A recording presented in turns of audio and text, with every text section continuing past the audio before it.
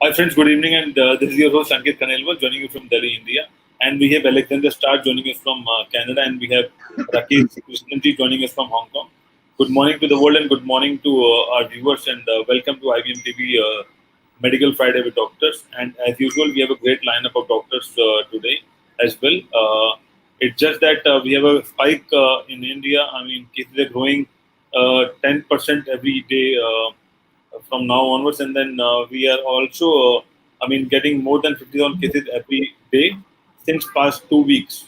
So because of the kiosk and because of all such things, a lot of doctors are busy and they have a very uh, double shift kind of thing going on because they have to take care of a lot of things, and then we are doing as many amount of testing as we were not doing earlier.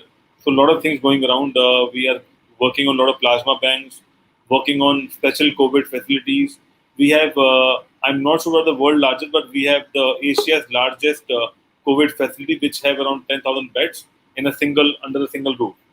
So a lot of things going around, but still cases are coming up, and economies have been opened up. We have announced our unlock three yesterday, which means the theaters and schools will remain closed.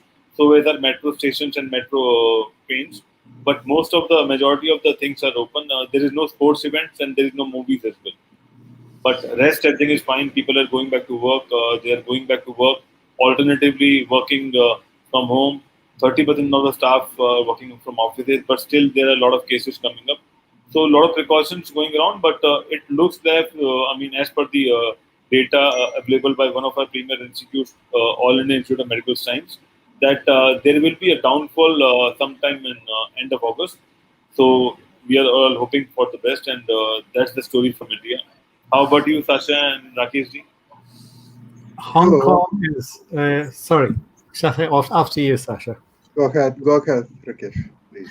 Okay. Hong Kong has got still having a spike in cases, about 100 odd cases every day. Today, I believe, was 149 cases, the highest in the recent past. We've not had any, luckily, no deaths, no additional deaths. About 22 deaths so far, including the past ones.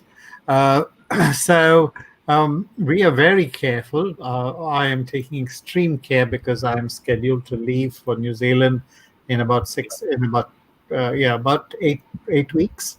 So I'm trying not to get any kind of infection, and so that's the situation here. Everybody is careful. More people are driving because they're avoiding public transport. Masks are ubiquitous. Nobody is not wearing a mask. Everybody's wearing a mask, and people are now adding the face shield in addition to the mask. So no, we're taking it very, very seriously, and the virus is still beating us.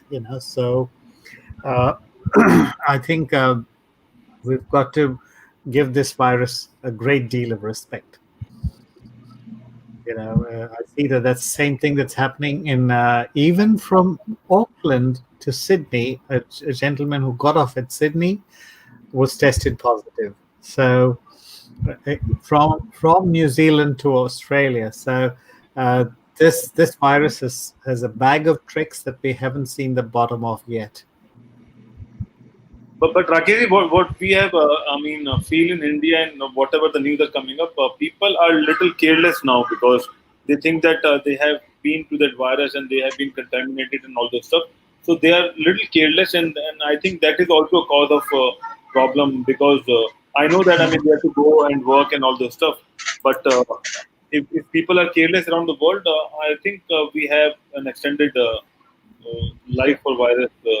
I What do think you think?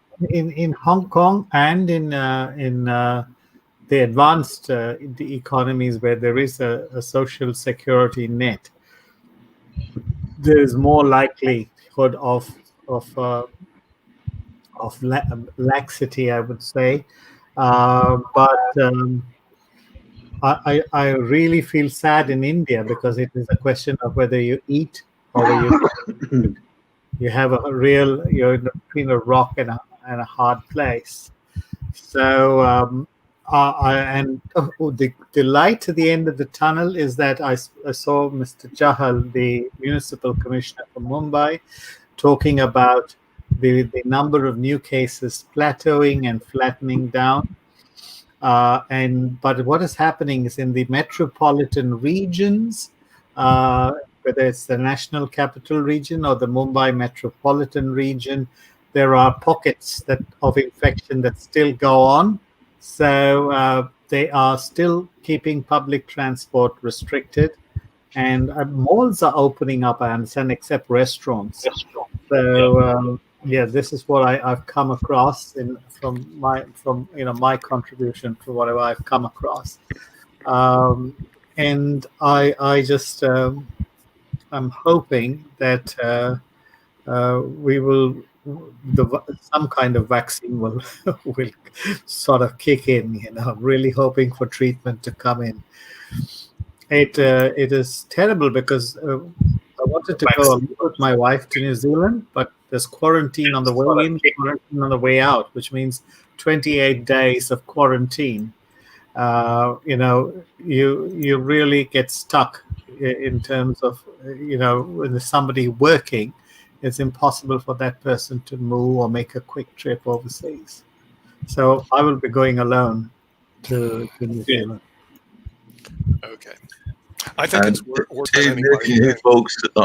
I'll go give y'all a report on what's happening in the USA and everything. But first, I got to tease Rakesh because I think that Nick and the maybe Ankit as well need to send him some coffee because he was definitely getting the yawns on and things of that nature. And I know it's a different hour where he is, Well, and what everything, time is it so in it's Hong very Kong? early where he is. So I know that's why he's yawning. But I had to give him a hard time because he was definitely getting that yawn on. But yeah, things are still very rough here. I mean, we're 150,000 plus deaths here in the United States and constantly rising.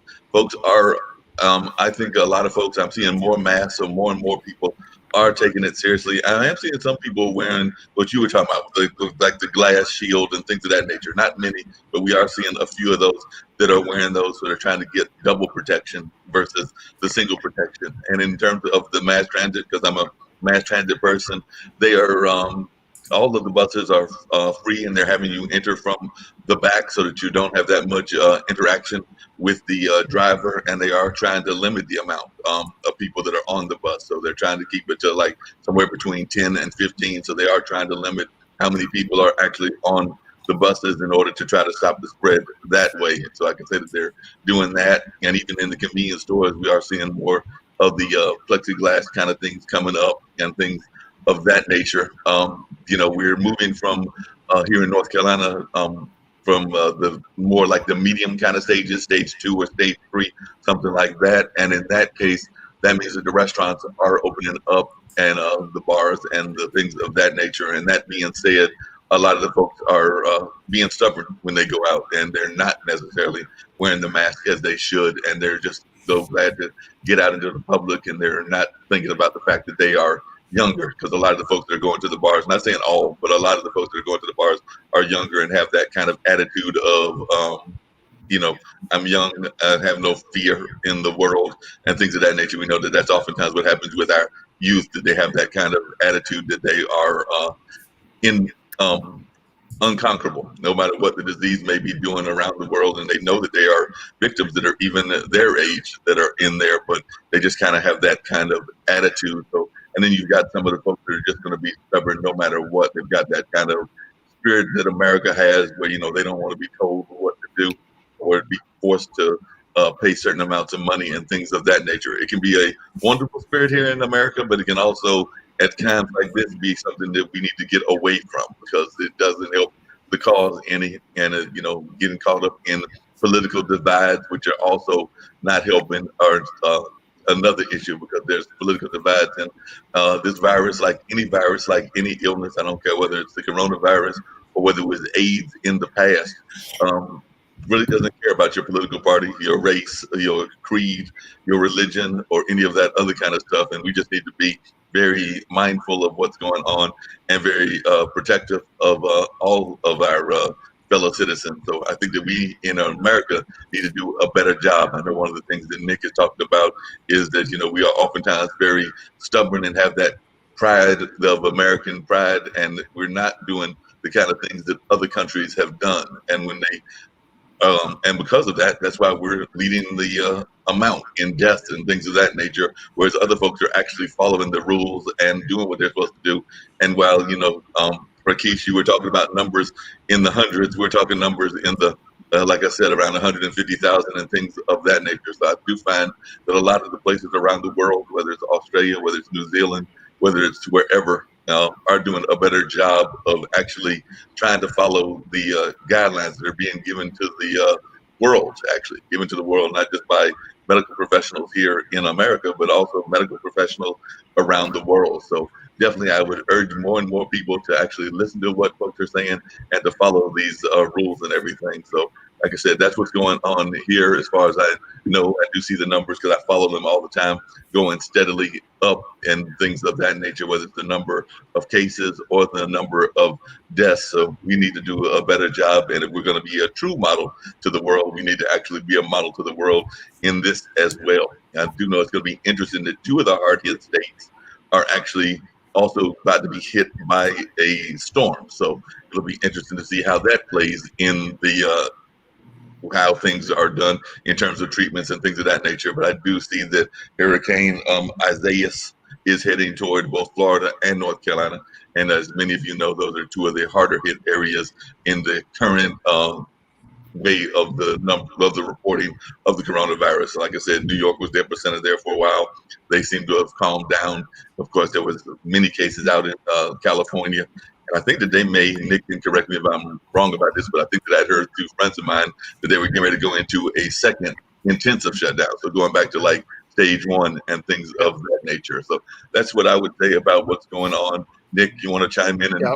I'll chime in. First of all, North Carolina's population is twice the size of New Zealand. You could add Hong Kong in with New Zealand, and you'd have about the size of North Carolina. Just to give you an idea how big and massive. Now, we're not going to compare with India. Those guys live in a world of their own when it comes to population. They're the king. But I'm going to tell you, the thing is, here's where the rough seas are going to lie. Okay, first of all, yeah, we may go to 150 right now, 150,000. We'll go to 200, but maybe even 250. But Mark, here's the real problem. And I know Sasha dabbles in the stock market. And I'm out. Okay, I'll just let everyone know I'm out right now. Okay. We're going to have, Mark, unless they do something, 46 million people will be evicted from their houses or lose their houses in the next month. Okay. Now, the problem is there's a technical problem because when I was back at the North Carolina courthouse, they were clogged. They had 10,000 evictions. Do you know how hard it is as a judge to process 10,000? Go process 10,000 anything. It takes a long time. So the good news for the people that are being evicted, the eviction process is going to be delayed because the courtroom's already clogged. But now let's take a look at the effect of the economy with 46 million evictions, 46 million people unemployed. You can play all these la-la games you want about interest rates, and Sasha can say, oh, the market's going to always go up and all this other stuff. But let me tell you something. And my prediction took place over 6 months. I still stand by it. 12,000, 18,000, maybe the stock market will hit 15,000 when we hit bottom sometime in the next 6 months. And why it's going to happen so fast? Well, look at it. With 40, you can't sustain an economy with everybody sitting on the unemployment lines. It just isn't going to happen. And it will affect some of these big tech companies that right now are doing okay. It will affect a lot of the companies that right now, hey, everything's fine. Because what will happen is the tenants don't pay their rents. Then what next happens? The person who owns the homes or the apartments can't pay their mortgages. You have this domino effect. It's a downward death spiral. And here's what's going to happen in the market. Okay, Sasha, and I'm watching it. I watch your show every Wednesday. All right. It's a good show, but it's going to hit what I call a death It's spiral. better than you think, let me tell you. I I'm was giving watching I'm giving yesterday it the 6 last cents show. because It is way much better than anybody thinks, even I myself. yeah, right. I'm Well, learning now from see, myself, to tell you the truth. you know, it's going to hit what's happened before in 1987, what's happened in 2008. You're going to hit what I call the death spiral. Okay, and Listen one more time and Sure. just see how I analyze how many people cannot pay the rent, how many people Sure. will be evicted. Huge. But guess what? These people who will be evicted, who don't pay the rent, they are not part of U.S. economy anyway. They're Well, all dead. they Economically, they are dead. no, Why I understand Apple they're is doing busted. so well? Because the people who don't have $400, they don't buy Apple computers and iPhones and anything else. So Apple doesn't care about these dead people. I understand. Economically, No, our US are dead people. You understand that, right? I understand that they're Good. the masses, okay, but at the same time, the masses, part of the reason they're stone cold broke is they spend all their money on rent that then goes to the landlords and the investors. It's a Okay, losing case. okay, I they recommended long time ago, please stop pay rent.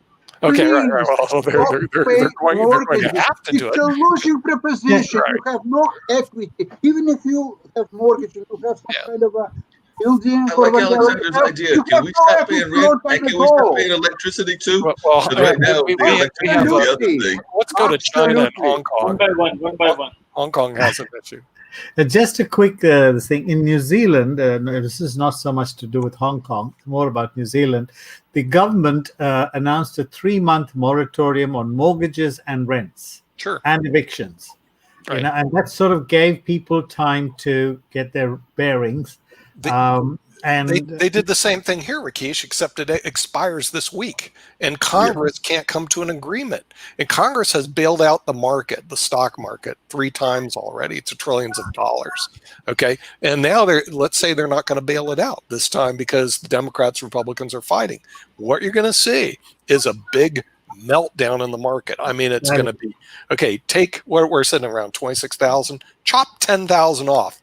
Whoop, like that. The only question is when. Nick, quick question, and I'm not sure because I know where I live at because I live in an apartment complex, and still technically they are not being aggressive about getting the rent, but they do expect us to pay the rent, and they've also worked it out so you can basically do installments, but you're still paying your rent. So I don't think that they did what Rakesh is talking about because he's talking about like a moratorium completely on rent for like 3 months or things of that nature. Now the electricity companies and I think a couple of the other utilities did have a moratorium where they are not collecting at all. The danger with that, Nick, is that while they're not collecting, it's still on your bill. So, like I said, it's not a forgiving. Really? They just keep it on. It's a forgiving type It's not of thing forgiving. and everything. But right now, like I don't even know what my current electric bill is, but let's just say that it was 50. If I've not paid 50 over like a 4 month period or not been trying to do payment installments like I would do with my landlord, that could get up to, 200, 300, whatever by the time that we actually get to the time of this thing being caught in curtailed. And if it's not curtailed for a year or two, we're talking it could be thousands of dollars. See, here's the ripple effect. Okay, I mean, first of all, there's this trickle down theory, which was very horrible for America, that was introduced in the 1980s by one of our presidents. It didn't work. It was complete failure, and it's destroyed America over 30 years. Now there's also the trickle up theory, which no one ever talks about, but here it is, Mark. Okay, you don't pay your electric bill. Then what happens? The electric company doesn't get money. The electric company doesn't have dividends to pay the 1%. So then Sasha doesn't get his bloody dividend, which he counts on.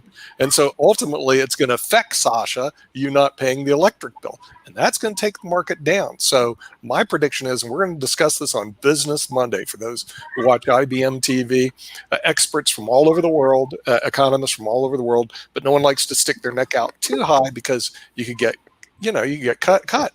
But let me tell you, I'm looking at a 15,000 market, maybe 12. 18 at max. And then, okay, of course, then that's when I buy in.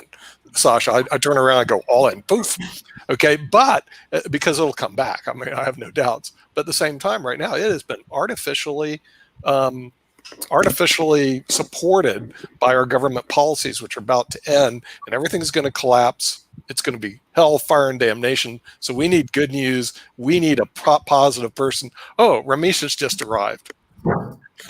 We have somebody who has good news and a positive person. So what are we going to do about this? I see hellfire and damnation, and you're always positive. So what's positive about Mark not paying his rent and his electric bill, and Sasha not getting his dividend, and everybody dying in America? By the way, I'd like to to clarify something. I don't, and I never own shares in utilities. This is one thing what I've never done. And one of the reasons is that if the utility company will not be able to collect its payments, and I see absolutely no reason how and when it will collect it, because if people cannot pay rent and they will be evicted, the most stupidest thing what they can do is to pay utility bill. So your utility bill is paid. You don't owe any penny, even dollar to utility company. Oh, but guess what? Tomorrow the truck is coming to pick up whatever you have, some boxes here and there, so you will move to another location. So even if you paid in full your utility bill, it doesn't help you. What on your memorial fund? It will be written, this guy, he paid his utility bill, and after that he died. But well, you're off the hook, Mark. Okay, I was seriously concerned that if you didn't pay your utility bill, there would be no dividends for Alexander, and Alexander wouldn't have any money to eat off of. You know, he had to become after me, so I'm collecting dividends from a company which sells cigarettes, Philip Morris. Oh, he's involved. Company. You know what? People will never pay their utilities bills, but they will go and buy Philip Morris to smoke, just to calm down. Do you know that? Oh yeah, no, I do, because they're addicted to smoking. They're not addicted to paying a utility bill. They want to smoke the Philip Morris cigarettes on their way driving to Las Vegas to spend the money, whatever they didn't pay utilities, they didn't pay their rent, and so on. So on the way to Las Vegas, it's nice to smoke Philip Morris cigarette. Don't you think so? Yeah, no, I totally agree. And we were looking for some good news because remember, Dr. Ramesh, she's always very positive. I outlined the hellfire and damnation scenario that's going to take place in the next 6 months. You think it's bad now, it's going to get worse. So I was looking for some positive thing, and so he couldn't find a, so he left. I mean, wait, he might be coming back. Before we started here, I started to watch this in the Congress of Dr. Fauci and two more doctors, which I didn't bother to memorize their names, but they're well known, they're on TV all the time, whoever they are. Okay, so the prediction now is that by the end of the year, it will be 300,000 deaths in United States of America. It's not 250, as you said. No, it's 300,000. Now, they had a cross table, and they have explanation. What's happened that in April, May, US did probably about the same thing as the European countries. They were on the same level, and then European countries started to go all the way down, and US stayed the same, and then skyrocketed up. Yeah, US has today well over 25% of all deaths from coronavirus. So Dr. Fauci and others, they were asked to please explain what's the difference between US and European countries. Dr. Fauci said the following. He said that as in European countries, the rate of people wearing masks is 95%. In US, it's 50%. 50% of the people in the United States are not wearing masks. Right. Yeah, So here we have a result. So the half of the country, now, by the way, let's forget about the political side of that, because the coronavirus cannot distinguish between Democrats and Republicans. It kills just all of them. It's an equal It's not because you opportunity. cannot flee. I'm Democrat. I'm wearing the mask. You'll be killed anyway because half of the country, idiots, cannot wear the mask for whatever reasons, maybe religious Doesn't matter. reasons, political reasons. It doesn't matter. Yeah. They're just dying as well. So until that will be rectified, you're saying that these people are not fearing anybody. They don't fear the God. Maybe so, but you know what they would fear? $2,500 fine. They Oh could yeah, fear right. that Isn't that kind more of than amazing? God, for sure. You know, that is, you know, what you just said is absolutely amazing. In Australia, they're scared of $4,000 fine rather than dying. In In other Canada, words, it's $4,000 $2,500. fine. Oh, I got to wear a mask. Oh, you die if you catch coronavirus. Well, I'll take my chance. $5,000 in Hong Kong. How much is it? $5,000. 5,000 in Hong Kong. Okay, but see, here's the difference. If we put a fine like that, people are scared of it. If you end up going to the hospital and dying, it's like, you know, I'll take my chances. It's just really strange and bizarre. But But here's guess my, what? but What if here's my some people prediction. will pay their fine and subsequently Yeah. will die anyway? Okay. What a double whammy. Okay. But here's my prediction. People think it's bad now. My prediction in the next 6 months, it's going to be worse. Everything that I see shows my leading indicators right now are things are going to go wrong. The market, the economy, and you know, it's just going to be a lot worse. You know what will deaths, happen, Nick? I'll tell you Yeah. why, especially with your predictions about Dow. it's Okay, yeah. here is a scenario. 6 companies who represent 24% of S&P 500, and you know whom I'm talking about. Yes, right. Apple, Netflix, Right. and Yeah, the tech giants. Amazon, and They so have on. 5 trillion Okay, in so value. these 6 companies, they will move out of United States of America. It's true. And you know what? Hold on. Just for health reason, Sure. they're mindful of the health of their Okay. workers, and so they will just move out of U.S. Okay, a lot of them are already out. Like we all know, IBM employs more people in India than they do in the United States. More people in Yeah. India than the United States. Absolutely. A lot of the multinationals, they're not stupid. They're multinational, so they move accordingly. I'm not talking about the multinationals. They're going to do fine. It's the American economy, what's happening in America. And I'm not talking about Hong Kong. I'm not talking about Malaysia. I'm talking about what's happening here. Absent any intervention, the next 6 months, if you think it's bad here, if you think things are horrible, you know, mass people dying, it's going to get a lot worse in the next 6 months. All my indicators say, hey, you know, I don't believe in shorting the stock market, but let me tell you something. Nothing happens. I'm putting shorts everywhere. Not in the techs and the multinationals, but I'm saying anything that's domestic here in the United States it's like an elevator going down. And you remember at the end of my presentation on Financial Show on Wednesday, and I've explained Jim, and I think he understood at the end of the day. I told him about this protection index TZA. It's inverse 3 times bear, and I have that as a protection of everything what else I'm doing. Highly recommended. Now something else. Yeah, I really it's much better than shorting the market, because if you're right, and I think you are right at the end of the day. Of course I'm right. When am I wrong? No, not underestimate yourself. You are right, in fact. I'm right. So, listen, I went months ago and I said the way America's going, we're going to have over 100,000 deaths. I said that in March. We're at 150. I mean, come on. Well, we're getting to 300,000. Back then we had like 3,000. I said, you know, that ain't going to happen. Economically speaking, and from medical point of view, are you sure that the U.S. will survive until election November 3rd? Yeah, of course. I'm not. You think we'll survive. I mean, that's not the question. Except we're going to be there's going to be a lot of people hurting. Well, Dr. Ramesh showed up, and he's always positive. He believes in the power of positive thinking. But listen, so does our fearless leader.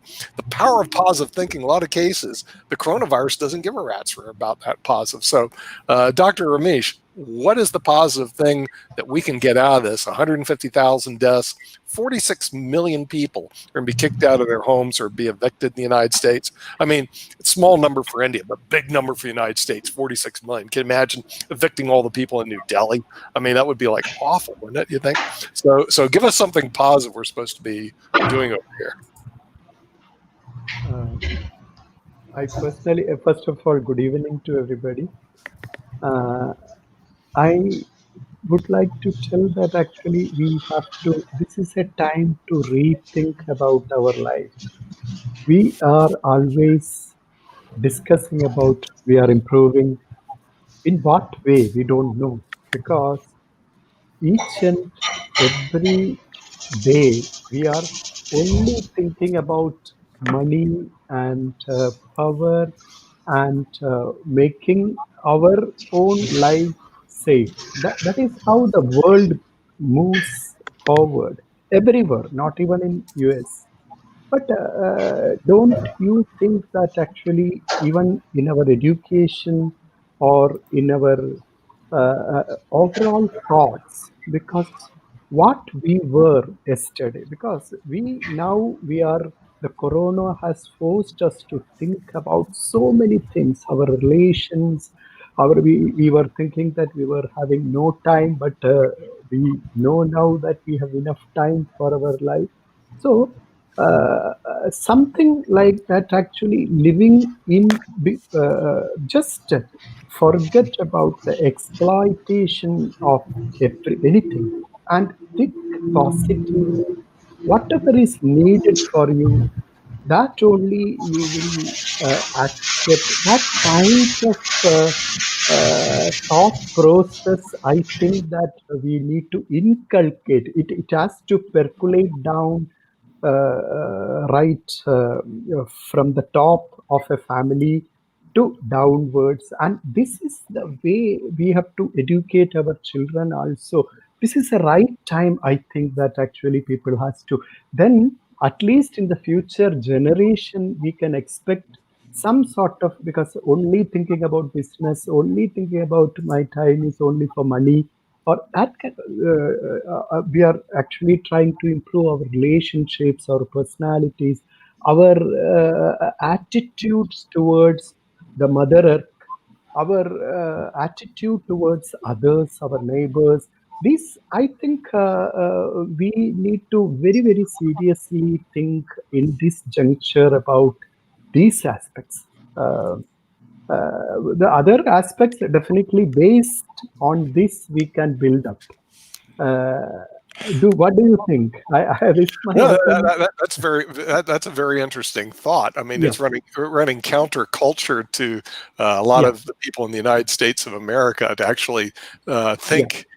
think about different things rather than their own problems, their own money. But I believe our country was built on people with ADD, attention deficit disorder, and hyperactivity, because they couldn't really make it in any other country. Okay, I mean, we didn't get along with anybody, so they went to the United States. Okay, I mean that's kind of it. So genetically, we may be predisposed not to do stuff like that. In other words, that's the problem. And in reality, what will happen here, that people will not, they won't think about, okay, I'm being evicted, time to get my tent together, go out to the park, park there for 6 months, wait till things change and come back. I mean, see, could people do that? Oh, sure. In other words, the thing is, they can just basically do like Sasha says, don't pay them rent. When you get stash as much money as you can. Once you get evicted, pack everything in a camper and go off to a park for about 6 months. Wait till the vaccine comes by, which will be about 6 to 8 months from now, then come back.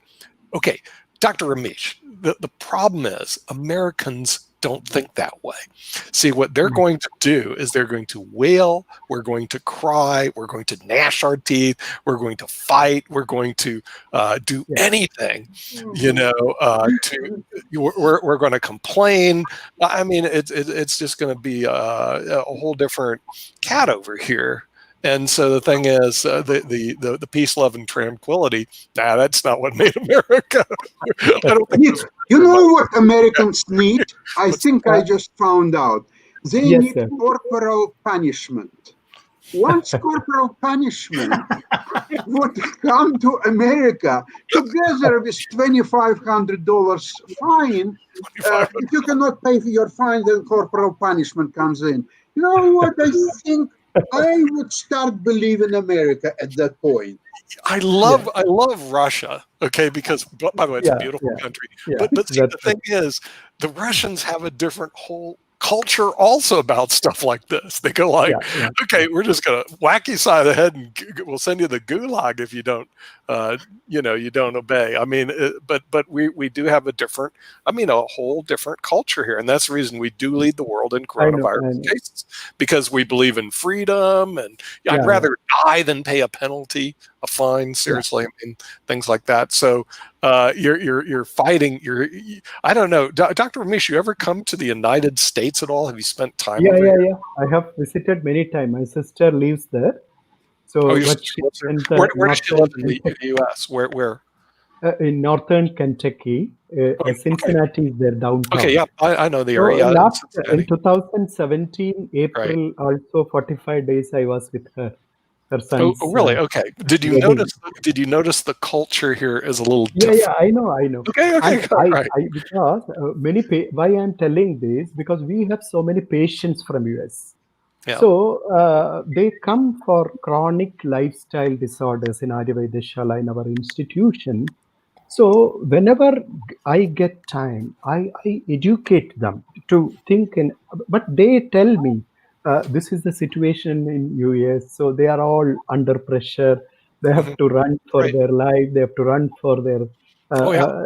everything has to be arranged Right. in such a way. So their thinking process also is like that, a rat race Yeah, in the that's life. exactly it. It's a rat race, high A rat strung. race. And But you were in Kentucky or Cincinnati, which is actually not as high strung as other yeah, cities.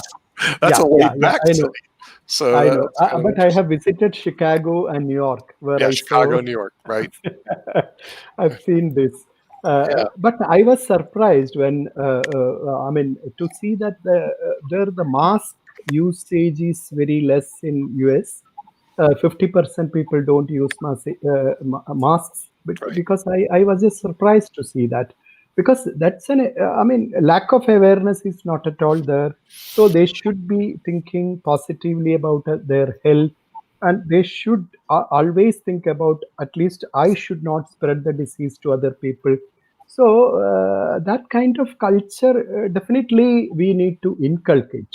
But one another aspect, if I would like to specifically mention here, is that actually the whole population in the world need to think about boosting up their immunity in the coming years. No doubt about that, because whether you are an American or European or any other country, uh, uh, regularly having, and as I have discussed earlier, boosting up your immunity is not a very strenuous thing, because only thing that actually you have to think about your lifestyle. That I think media like yours should propagate and educate people. Because why I'm telling you, uh, I have already discussed these aspects in my earlier discussions. Because pure water, pure air, nutritious food, and stress-free mind. That I don't know. Everybody will be having stress, but how do we handle stress? That is the important aspect. And dynamic metabolism and good sleep. If you have these basic things, your immune system at least will be vibrant. Unfortunately, the global acceptance of unhealthy lifestyle, I'm observing everywhere. We are moving away from our traditional diet, and just for our taste, to satisfy our taste, we are going with all artificially flavored drinks, artificially prepared things, food which contain preservatives, food which contain tastemakers. This is how people live. I have seen in US also. In India also, it is like that. But post-COVID scenario, we don't know. Everybody now have started cooking at home and having healthy food, adding the traditional Indian diet having spices and all. We are all enjoying that. And Yes. now there are not much health issues in the hospitals. Are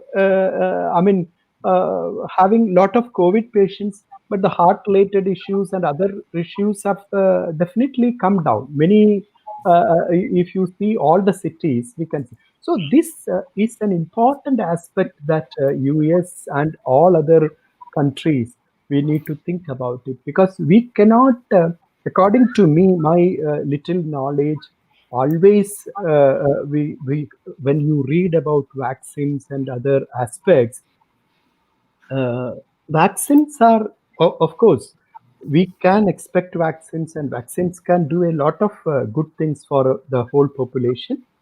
But this virus have so many varieties and its genetic mutations.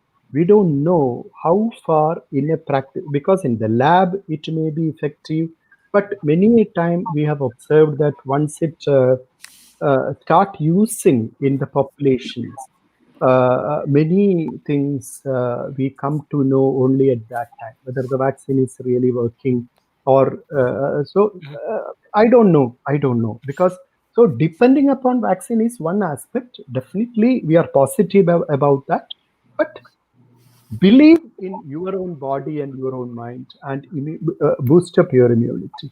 Yeah, My and yeah, I mean, I certainly agree with that. But see, here's yeah, another problem. And since you've been here, okay, first yeah, of all, we have an obesity rate of 40%. yeah, yeah, 40% of our people are obese. Number two, yeah, have you yeah. tried fried pickles and fried Twinkies? Fried pickles, fried Twinkies, fried chicken, fried everything. You know, So do that you guys have we a lot have of to be fried food over there in India? Is that your diet? Ah, in the Indian diet, but now you might have observed that in India the death rate is less, and the recovery rate also is not very bad. Right, So these right. two aspects we have to Yeah. think. Oh, So yeah, there's if you definitely. compare US and other countries, here the recovery, of course, here also it is spreading, and in Kerala it is spreading like anything.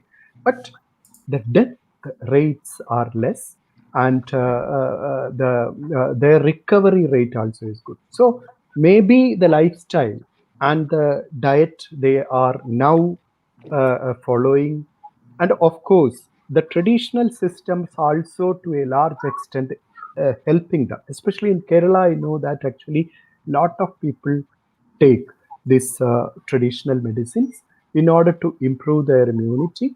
And it now we are going to get a data in the government level. They have given so many lakhs of people are consuming these Ayurvedic medicines, and they are collecting the data, documenting the data, whether that is helping them at least to reduce the virility of the issue that they are studying.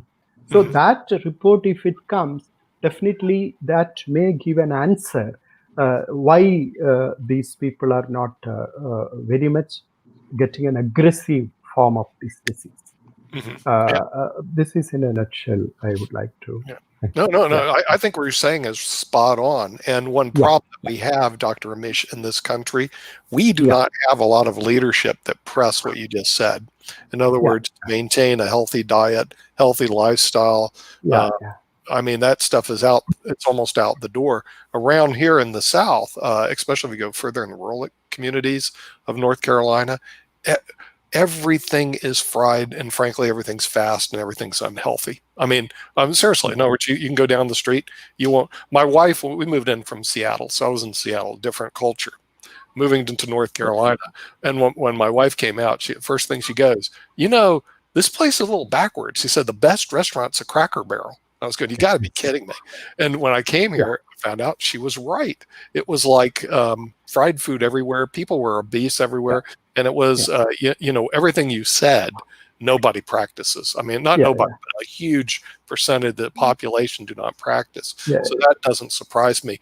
Sharif, over in Malaysia, because we know you guys are doing really good containing the coronavirus. But since Dr. Ramesh brought up the issue of healthy lifestyles, is that practiced in Malaysia, or do you guys like fried pickles, fried Twinkies, fried everything? I'm not sure. I've never been to Okay. Malaysia. No. Malaysian, I think they have a combination of. Actually, there are a lot of variety. In Malaysia, there are major population from Malaysian local people, what they call the Bhumiputra. Then they have Chinese community, as well as the Indian community, and rest of the many people from outside. They live in Malaysia. And actually Malaysian 90% of the people actually eat outside. Like there are a lot of restaurant. Let's say I live in condominium. If you go to outside and the condominiums, you find that there are many restaurant, Indian restaurant, Chinese restaurant, Malaysian restaurant, Wait. You just said something I've restaurant never from seen Middle East. before. I think Malaysian restaurant. I've eaten at Indian restaurants. We have a lot of Indian restaurants here in the United States. Eaten at Lebanese restaurants. We have Lebanese restaurants. We have Chinese yeah, restaurants. yeah, I've eaten at the Russian Malaysia. tea room in Manhattan. Russian tea room. yeah, But yeah. you're talking about Malaysian food? Yes, Malaysian food actually Yes. What are you good. talking Actually, about? Malaysian food is very interesting, especially kampung. Kampung means village. In village area, they have different kind of food, and I think Malaysia maintain very healthy thing. Let's say China, Malaysian people, they are very early riser. I do not know, maybe US or not. They are very early Oh, riser. You can find yeah, even Hong we, Kong. there's Yeah, we work almost as hard as Ankit here. I mean, from 6 o'clock in the morning till 9 o'clock at night. A lot of people. I mean, we work huge hours here in this country. So early morning, not a problem. Yep. Mhm. So yes, so this is the things, and I think Malaysian environment is good. Malaysian environment is very good because of it has a combination of nature and different kind of infrastructure. Actually, they have a big area, and they can build up many things. Even their government, especially when they build up city, especially you can see that smart city, many smart city actually developing in Asia Pacific. Malaysia, Indonesia, Vietnam. I think 40, what I see from government, that 40 different smart cities they are developing. Beside that, they are developing smart village. And their healthcare, I want to say, I go to different times their hospital. Let's say near my house, they have a Shahalom hospital. So they are good. They are good, and most importantly, character-wise, Malaysian people is very calm, very peaceful. This is the thing always I Wait. find. Calm and peaceful. You guys don't carry guns everywhere? No. Okay, wait. Now you guys are weird. I mean, not you guys don't have your 22, your 37, your 357, no guns. No. Okay, I'll have to ask Dr. Ramesh. Dr. Ramesh, you're in India. Doesn't everybody have guns? You got a 22, a 45 rifle. In case anybody gives you a rough time, just go boom. No. It is India also is not. I mean, many people are having guns now, Yes. especially in Delhi. Ankit ji knows that actually Delhi. I was in Delhi. Delhi was very.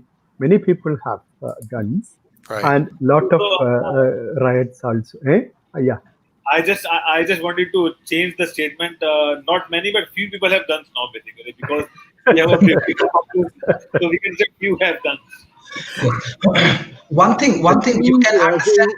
They're wearing gold instead of guns. Gold, yeah. Gold instead. Gold is more popular. I can deal with that. So if you get a chance to buy a gold or a gun, people will buy gold.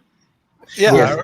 All right. Okay. Gold instead of guns. That's kind of interesting. But here we actually do have a big gun culture. And since you've been in Chicago, I don't even know that like a couple of weeks ago, 45 people were shot, or 68, 12 died just in a regular day in Chicago. I don't know if that goes on in India, where I think we have I don't know, one city I was living, there was like 7 people a day would be shot. Even in where I live in Raleigh, Durham, there's usually 2. Nick, I'll tell you something. I mean, you have watched a lot of gangster movies, so we have a lot of goons and a lot of arguments and these kind of things going around. And last month, or maybe almost like this month only, in July, we had a fight between a gangster and a police cop, and the gangster invited the cop to his home or something. I mean, I know they might be coming up for some investigation, and then gangsters they have basically killed like 7 to 10 police officers. Oh, really? Okay. See, here that might be unusual. It happens. Here it's every day. So, maybe unusual for India. It's news here. It's like, okay, what's new? Next day. What's new is Anand Kumar. Kumar, welcome to the show. Hello, namaste. Namaste. I love this little namaste thing. I don't know where you guys came up with that one. That's pretty cool. So tell us a little bit about who you are, where you're from, what you do. Okay, so I am Anandmai and I am from Delhi, from where Ankit is. And they call me Coach Kumar because I do a lot of meditation and I coach people. So you can call me a life coach, a therapist, and someone who is exploring the spirituality. Okay, all right. And Delhi, so you must be a neighbor of Ankit. Yeah, just across the town. Across the town. Okay, all right. Okay. And Nick, I'll tell you something. I mean, Coach Kumar, she runs our spiritual Saturday show on Saturdays. Oh, she's on our Saturday. She does Saturday show. Yeah. Oh wow. Okay, tell us a little bit about your show because we love to promote our shows here on IBM TV. Tell us a little bit about your show you do on Saturday. So we have just started Soul Smart with Anandmai, which will come on Saturday, 7:30 India time, where me, Ankit, Jim, Kim, Rakesh, we all discuss about our experiences, our spiritual experiences. And if they have any questions, they ask me and I try my level best to answer them. And at the end of the show, I give them a home play for the next week, which is sort of a spiritual home place, or which we call homeworks in India or across the globe. But I call it a home play because it's fun playing with all those techniques and tricks, which which helps to keep your mind calm and cool. Yes, and then the people in America certainly could use that. Wait a minute, am I the only American on right now? At the moment, I am. I can change that. We can make this a real international show. I'll show you how we do it. I think that is absolutely essential for US people to have a balance because they only think about only this bhaudik things, because all material things only, not the spiritual. A balance should be there. Then only you will be able to have a good, successful, peaceful life. Yeah. That maybe I was hearing you, Dr. Ramesh, and I'm so glad that you were talking about the food and how we can incorporate that, and how we are like moving towards so much of junk food and fried food and stuff. I discussed this earlier on one of the Saturdays with other people, that this is what my grandmother you always used to tell, that whatever my grandmother could eat, I will eat. My body will not react. And I still try to follow her instruction, that whatever my grandmother could eat, I eat that, and I try to eat it in more traditional way, home cooked food, because our body, what I also believe, that it only knows how to heal itself. It's us and our lifestyle which pollutes that pattern, and then we get ill. Our traditional food is always good for that, us, no doubt about that. Because I was just in my show, when I was in Delhi, a 12-year-old boy came with ulcerative colitis. And when the history was taken, I was really surprised, because the parents of the child were working in a multinational company and they are busy. Servants are looking after the child. And the child is fond of only the junk food, nothing from the home. So home cooked food he is not at all taking. He is taking everything like this processed food, tinned food, processed food. And at the age of 12, ulcerative colitis, bleeding from rectum started. And then finally the father was very upset. They came to me also, and then they requested to educate the child about healthy living. And I educated him, and fortunately he followed the lifestyle that we suggested, to take home cooked food, lot of vegetables and such things, and then have this junk food, at least for 6 months, he agreed me to that he won't use. And then by third month, the bleeding considerably reduced, because initially he was on steroids and disease modifying drugs and all. And finally, we were able to help him by slowly stopping that and giving purely herbal medicine. That boy became very much better. So this is something, and moreover, this junk food have a craving, because I have read many articles, many studies where the junk food has a craving because they become addict to these kind of food, and they want more and more, more and more. So, whereas our traditional food is very, very simple, and whatever is suited to your body constitution was being served.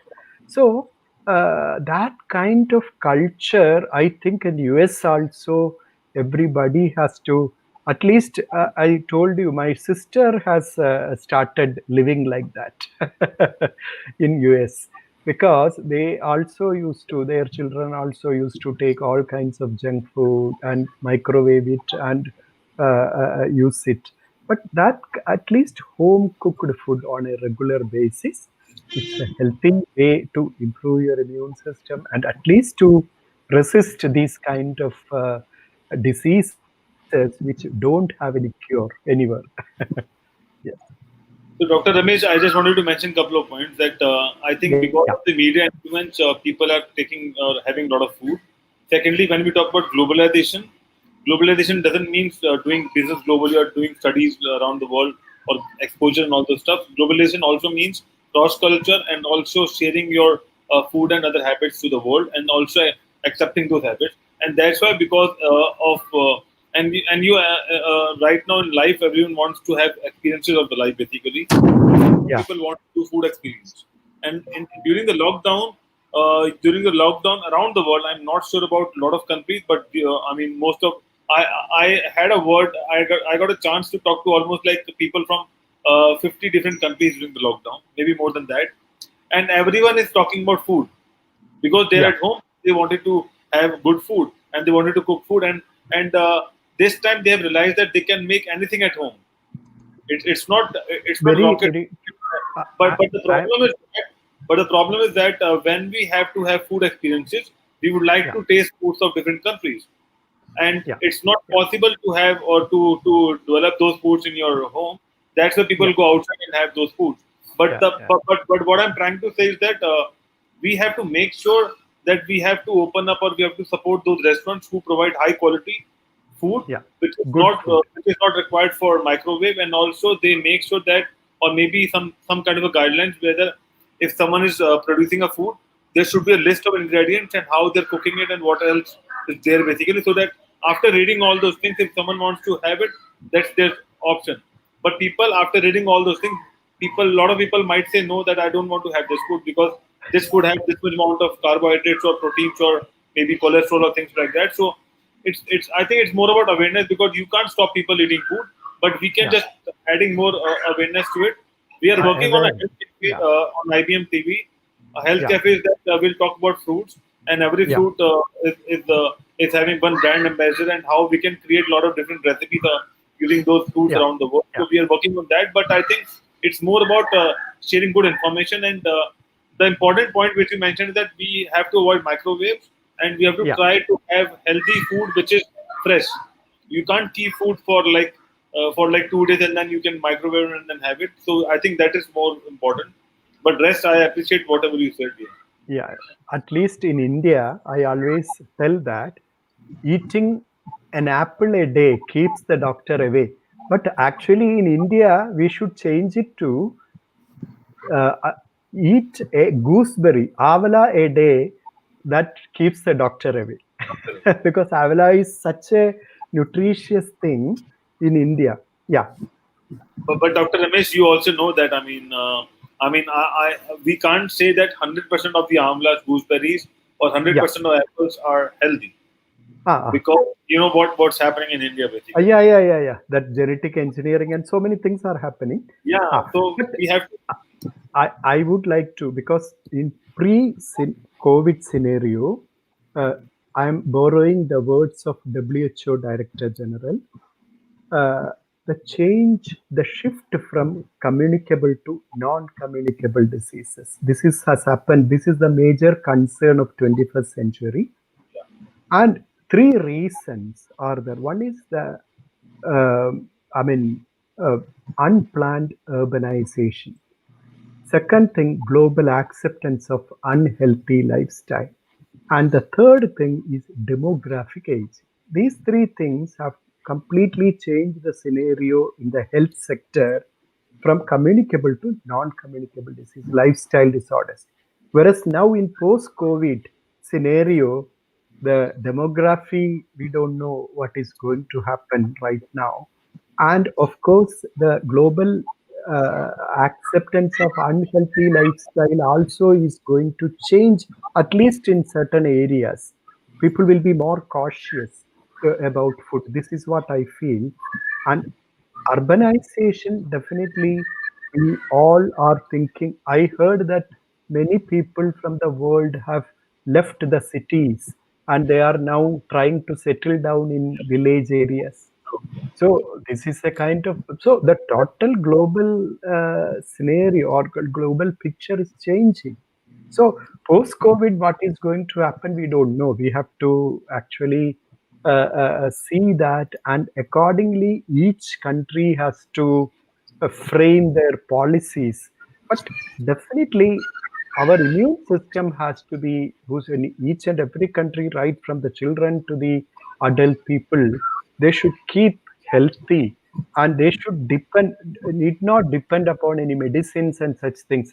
At least they should have a motive that actually I should keep myself healthy and not amenable to any kind of these kind of viruses and such things. So that is the practical solution. We are talking about practical solution. Other thing, vaccines and such things are commercial solutions, according to me. I completely agree, and that's why we said that while Yeah. doing an allopathic process or while doing the allopathic treatment, the Yeah. treatment is not for a complete cure, but it's said that it will help you out in, Yeah. declining the cure, or just making sure that you maintain your life. But if you follow Ayurvedic treatment, it will clearly cure from your body. No, because I respect, because we should not So I misguide understand. the audience also. Yeah, We should respect the modern system of medicine, yeah, because in yeah. emergency management, life-saving drugs, disease-modifying drugs, everything they have, and it's a wonderful branch of medicine, Yeah. no doubt about that. But that is not the sole answer for everything. That is what I would like to present it here, because So, sir, people there is have to think about it. a lot of patients on our and a lot of viewers on our IBM TV as well. They wanted Yeah, to ask a question, and I've asked this question to a lot of doctors as well. yeah, That yeah, if doctor prescribe you one medicine, one pill a day, sometimes you have to take that pill throughout life. But that's yeah. not a case in Ayurveda. Ah, no, that in chronic conditions we may have to, because we get patients mainly the chronic lifestyle disorders, because many of the lifestyle disorders sometime, because if the cause of the disease is not under control, it may go on. So we may have to give good quality of life to the patient by giving minimum medicines. That is true. But if the patient also is aware about that, and if they are in a position to change the cause of the disease, at least by changing the lifestyle or something like that, if it is possible, that makes a lot of difference, and definitely medicines can be withdrawn. So that is the fact. So, and in many cases, what we observed, that a judicious combination of different system, because now Madam was telling about that relaxation techniques, breathing exercises and all, that with Ayurveda have helped in many number of cases to improve a lot of life. Whereas in some other cases, essential allopathic medicines with Ayurveda and yoga, that also in many, because the genetic factors nobody can change. We have in our life actually modifiable and non-modifiable factors are there. What are the non-modifiable factors? Your age, sex, and your namaste, sir. Your age, sex, and your genetics nobody can change. So if you have a genetic predisposition to particular kind of thing, definitely at some stage of your life, it may appear. Only thing by lifestyle and all, we will be able to manage it in a better way, and the good quality of life can be maintained. Where a judicious combination of different systems make a lot of difference. So this is the, message I have to give. And Dr. Ramesh, right now, there's a trend kind of thing going on that there are a lot of, initially there were a lot of patients with diabetes and blood pressures and cancer and stuff like that. Yeah. Now we Yeah. are also seeing a lot of patients with nephrology and kidney problems. So Yeah. do you think any particular cause for it, or why the trend is changing to kidneys and other liver related? Definitely, the lifestyle. Main thing is lifestyle and stress, because lifestyle, they are taking all kinds of food which contain chemicals and all, and we are over dependence of chemical medicines, and over dependence on these kind of processed food. No exercises, everything. Because, for example, if you take the milk, earlier the cows used to graze everywhere and then we get the natural milk, whereas now we get only processed milk. So this we don't know even, it's a white liquid we are using in the name of milk. So this is true in many areas. And pesticide residues, because the purest form of atta available in India contains pesticide residues. I read an article recently. So how do we, because so, and we are used to so many kind of chemicals in our day-to-day life for making beauty, because the lipsticks, the other makeup materials, and so many things. So many things goes inside. And the working environment, we are in an industry, in a polluted city like Delhi, we are inhaling a lot of pollution. If you stay in ITO junction for 10 minutes, at least 40 cigarettes goes inside. Is it not so? That much So, smoke I'll goes tell you something. inside. A lot of Yeah. people ask me whether you smoke or not.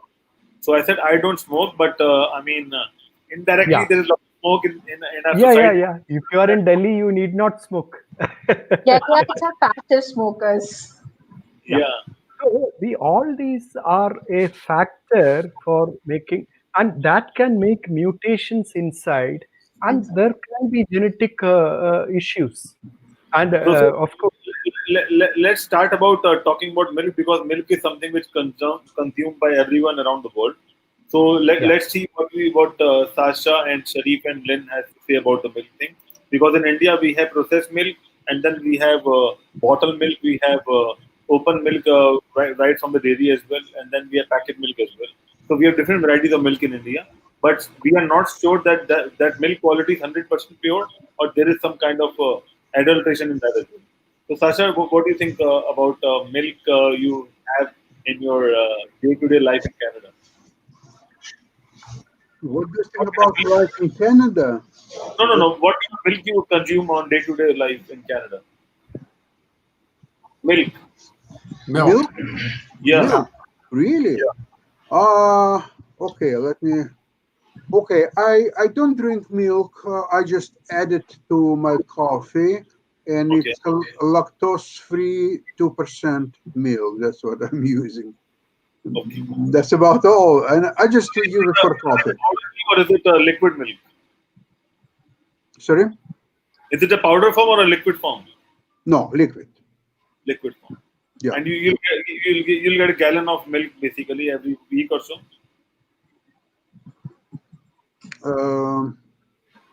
No, that's all what I'm using. Just that. I use some milk products sometimes. I have sometimes goat cheese, or Okay. sometimes I like this Stilton cheese, like it's English, kind of blue cheese or so. Mm, yeah, that's about Swiss cheese. I mean, I like a lot of cheeses. Okay, let's put it this way. And Lynn, what about you?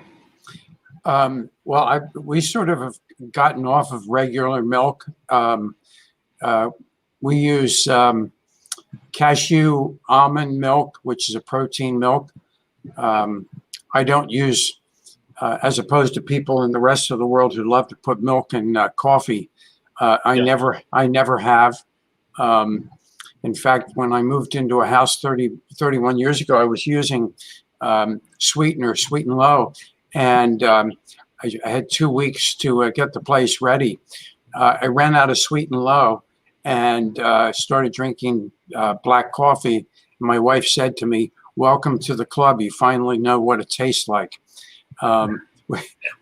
which is true. But unlike Sasha, I love cheese. So we do have a lot of milk derivatives that I guess, or milk is part of the process and sort of. So I do like to eat a lot of cheese. But are you concerned about your milk quality at any stage of life that the quality is not good, or you might have to change the milk source or something like that? Well,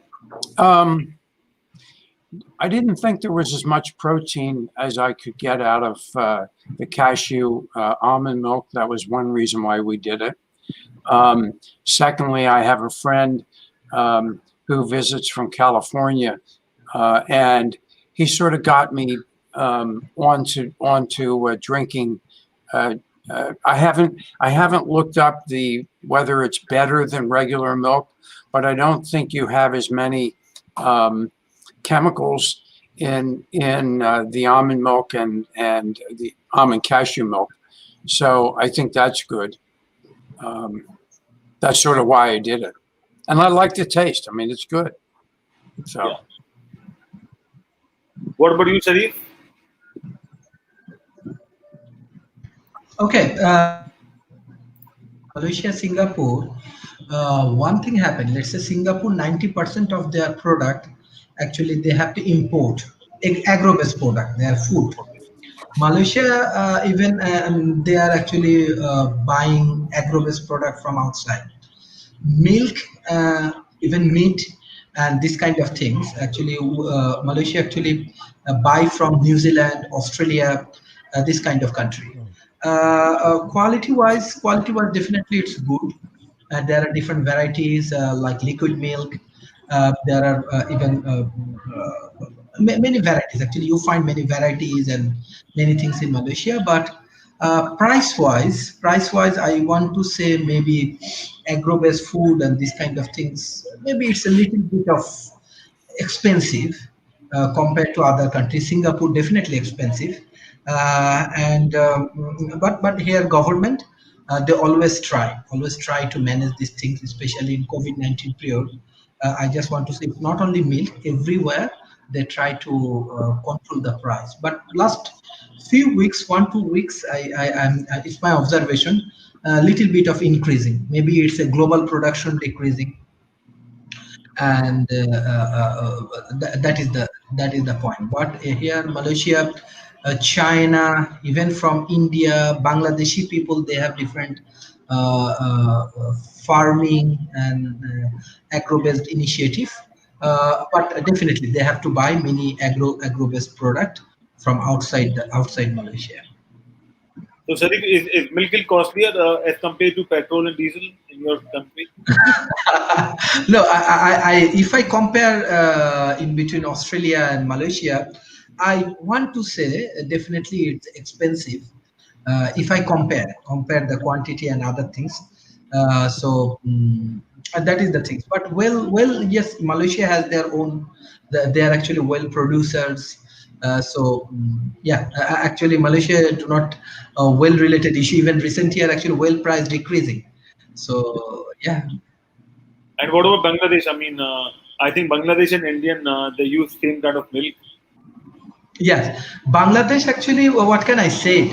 This is actually things even today I discussing with few of the business person.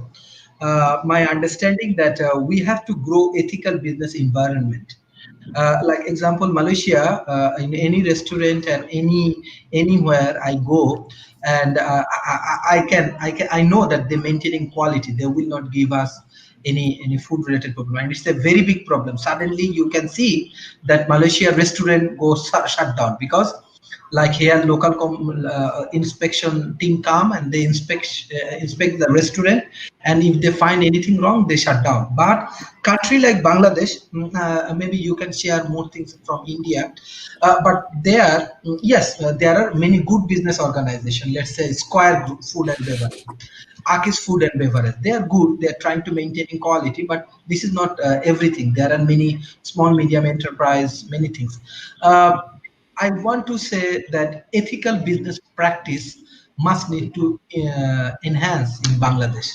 So even that's why we are suffering. Let's say my mother, you know that my mother was very sick, but and she has the kidney issues and this kind of problem. So when she was in Malaysia, she was actually excellent, very good. Even she regularly go to gym, take healthy food. She was good. But when she go back to my country, many complexity come. So I think the doctor said even that there are chemicals issues and many things we are taking. So maximum actually from the food we are taking all of our energy. So definitely I think Bangladesh need to improve a lot in that area. Definitely. And I think, Sharif, it's not about Bangladesh, it's about Asia. I think we have to change our mindset in terms of quality, and we have to Yes. make sure that we can't give bad quality products, especially food products, to the society, basically. And because that itself is a direct relation to your health and body, and then maybe you are giving a slow poison to someone, basically. Because Yes. a lot of people, after eating those foods, they tend to have those chronic diseases, and then it's difficult to come out of those diseases. And that's why we have our average lifeline in our Asian country is lot lesser than what we have in the Western country. Although we think that we are more immunity boosters and we have a lot of natural things and Ayurveda and all those stuff, but because of the environment and because of the food what we consume, we are not in a good healthy atmosphere at this point of time. That's why a lot of people wanted to just migrate to Western countries because of good health, and good lifestyle, and good air, basically. But one thing I just want to add, even what I'm trying to learn from Singapore. Let's say Singapore, they're developing different food in their lab right now because 90% of their food they have to buy from outside. They have to import. So they are trying to utilizing their home for producing food. They are trying to growing their food in lab.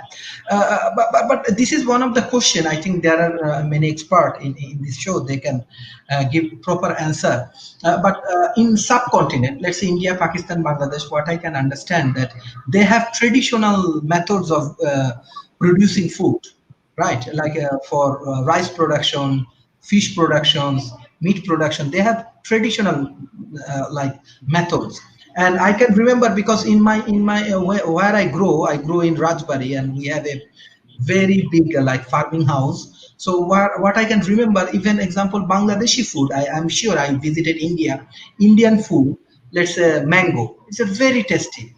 Hilsha fish, very tasty. Food, vegetable, fish, many things is very tasty. Compared to Europe, America, food is very tasty, and they're using the traditional method. But recently, we are heavily dependent on modern methods. We use using fertilizers and many more things in our in these things. And side by side, we find that what actually Professor Nick said that we are gaining our weight, and we have different kind of health related problem. And I think this is the basic things, like example our food productions, there are something wrong and something happening which is not like perfect for our healthcare system. So definitely major problem is I think food production and agro-based related production mechanism, heavy use of agriculture, irrigation system. I think there is even what I see from National University of Singapore, they are trying to promote, but this is very big job. It's not let's say Asia Pacific, billions of people living there, but we need to create awareness. We need to create awareness. Yes. And I think Anandeep has to say something, but I think that we have to talk about food corruption as well, because that could be a bigger global topic. That why people do a lot of food corruption in food as well. Yes, Anandeep, you want to say something? Yeah, I wanted to add to what Sharif was saying, and I had a story to share, and it was very interesting and scary at the same time. So, once my brother in law, someone told him that his farm has ghosts, okay, and with the caretaker in the farm, he said that I hear someone walking in the farm, but I can't see anyone, and I feel suffocated after those sounds. So, my brother-in-law, they were a notorious group of friends, so they said that okay, we'll go and stay at night in the farm and see what's happening. So they went to the farm, they stayed there, and again after they heard someone like, Ankit, you will understand this, the Rajasthani juti, that Yeah, awaz, that sound that particular shoot type makes, that it makes like char char sound. So yeah, they heard that sort of sound and they started feeling suffocated, and they all ran to the house from the farm. So then they again next night they gathered their courage and they went there to see what's actually happening. They saw the watermelon. They were just like just as a cartoon movie or a film. They were just becoming bigger and bigger, and that was making some sound. And Hmm. and that and there were some of the gases which were coming out of those plants which was making it difficult to breathe, and that's why they were feeling suffocating. So as Sharif was saying, that we have to adopt a very ethical and a sustainable way of farming. So what happens that we all know that we can grow a couple of vegetables in our own balcony garden as well, but that's a lot of time taking and time consuming, and it takes a lot of hard work, so we don't want to do it, or we just avoid doing it, and then it's easier for us to go to a vegetable vendor and get whatever he's selling, rather than like uh, planting anything in our balcony garden and growing if we are into towns or if we are in villages. So when I go to my hometown, we do not buy any sort of vegetable, we do not buy any type of fish, even the carbohydrates like rice or wheat, we do not buy it from outside, we grow everything, and we try to put all the organic fertilizers, than the chemical ones. So that makes a lot of difference in the health and the diseases. So the type of fancy diseases I would say that we are having nowadays, our grandparents didn't have those. All these fancy things like the diabetes came after like it was there, but in after late 80s, it took a boom that okay, a lot of like a bigger population was suffering from high blood pressure or diabetes or any sort of fancy disease I call them. So yeah, we have to look for a sustainable and organic farming where we can be more close to the nature, and we can survive. We can only survive then, otherwise we are eating a lot of chemicals, we are drinking a lot of chemicals. And because our emotions, so as Dr. Ramesh was also saying that we get addicted to the junk food, so there's an emotional cycle to it. We come from office, we are tired, we don't want to make anything, we are hungry, so we go to the kitchen, heat up something in the microwave or make some 2 minutes noodle or something like that, we eat it, we feel good. So every time, from the next time when we feel sad or tired, we'll go for that option, the easy option. We'll not cook the dal rice, and because of the chemicals in those things, those processed foods or canned foods, it becomes our emotional addiction also. So even if we are not hungry or we are just feeling low in our emotions, then also we'll crave for those food. So that's a complete, it's a vicious cycle which we need to break, and we have to come out of it. and Anandi, I mean, apart from that, I mean, Malaysian parathas are very popular around the world, and people consume a lot of Malaysian parathas, and they market the parathas like that. That if you have wanted to have something very fast and very easy, just buy the parathas, roll it, put some veggies, and then you are ready to go. So, Sharif, what we can suggest to the paratha companies in Malaysia? Yes, actually, Malaysia has. I told you, Malaysia has a lot of varieties and parota and this kind of things. It has actually. I want to share. Let's say roti canai. It's a very popular in Malaysia, like parota and something. I think they get it from Indian. I think that the roti canai is a very popular food. Even Malaysian people, Chinese people, even I'm from other country, we are very fan of that. So, but most of the cases were the famous roti canai restaurant. run by Indian community, and it's really famous. Many people come here, and actually Chinese food, they do not use lot of spicy, but Yeah. Indian food has different kind of spicy.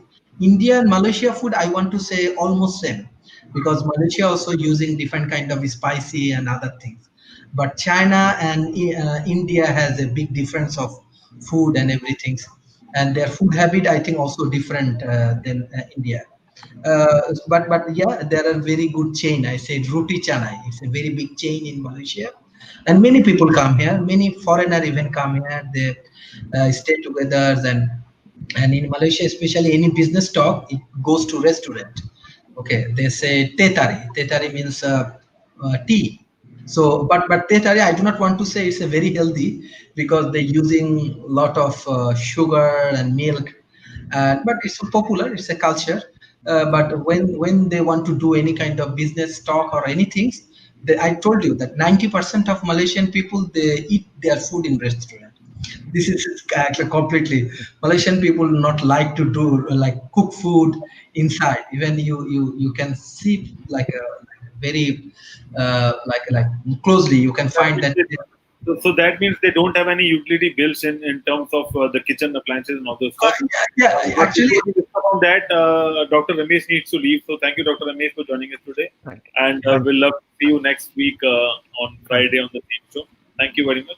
Great. Take care. Okay, thank you. Thank you. So, Sharif, I mean, that means there is very less utility bill in terms of basically using a cooking gas or a gas in Malaysia. actually I want to say it's a combination of culture, very good combination of culture. They try to learn from each other and making a peaceful hub. I just want to say it's a Chinese culture. Like I have many Chinese students, so when I discuss with them, like they are very professional, right? They are very focused on growing their business. Everybody, let's say husband, wife, even when you teach Chinese student, you from the young age, you find that they are very much professional. In the classroom, also they try to sell something. So this is actually combination of, yes, true. I saw my student, they are very Okay. professional. Every time they are trying to sell something. I think they will be very good partner of our Mr. Lin and the Sasha. They will be very happy with this kind of student because they can utilize them. But this is culture. But our subcontinent culture is something different. So that's why they are trying to make it a combination. So they think that how much time I'm expend in kitchen, I should expend in my business. So that's why they are more focused on business. Even as I am engaged with young community, so I ask them. So everybody after finish one class, and they go and they took foods and from restaurant. I said that your family never, because I'm from subcontinent, you can understand our father mothers and everybody, they are cooking food inside, and but from the childhood they are used to this kind of culture. They love to eat food in kitchens and in restaurant, and they want to more focus on their business and business growing. This is, I think, it's a combination of Malaysian people. I do not know local, that Bumiputra, they are not in that kind of people, but they are trying to learning from Chinese community. Chinese community is very much business oriented. So it's a combination of culture, I want to say. So, Mark, what do you think about the culture exchanges and the food you eat? Because I think you also consume a lot of packed food.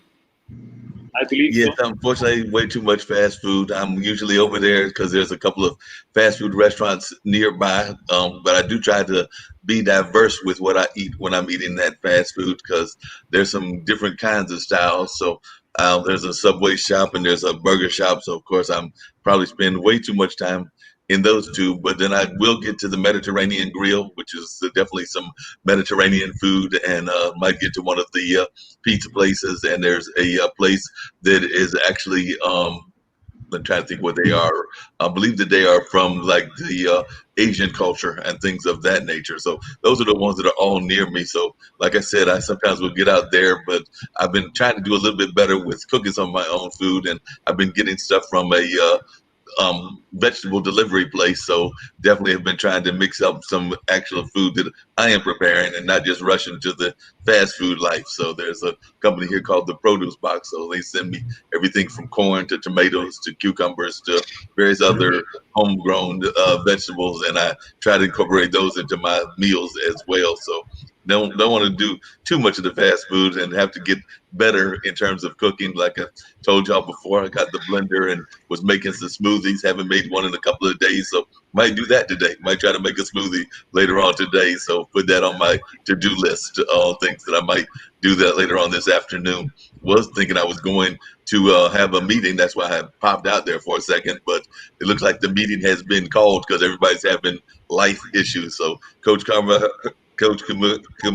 I might have to get you to talk to some of my friends and associates as well, because it seems like they're being too busy with not doing the balance. One of them is getting ready to move to California from North Carolina, so they're occupied with the move, and then some others have meetings and stuff of that nature. So we were actually going to go and try to help some of the people in one of our communities nearby by providing them with some gift cards and some other things while we were getting information about changes that they wanted to make in our local community. Because, you know, whether it's the local community or the international community, we know that folks are always trying to make positive changes. So we were trying to get their insight as to what they wanted. But like I said, I was just on text talking to quite a few of them, and they were all occupied by different things. So they were having that work-life balance, and it looked like life won.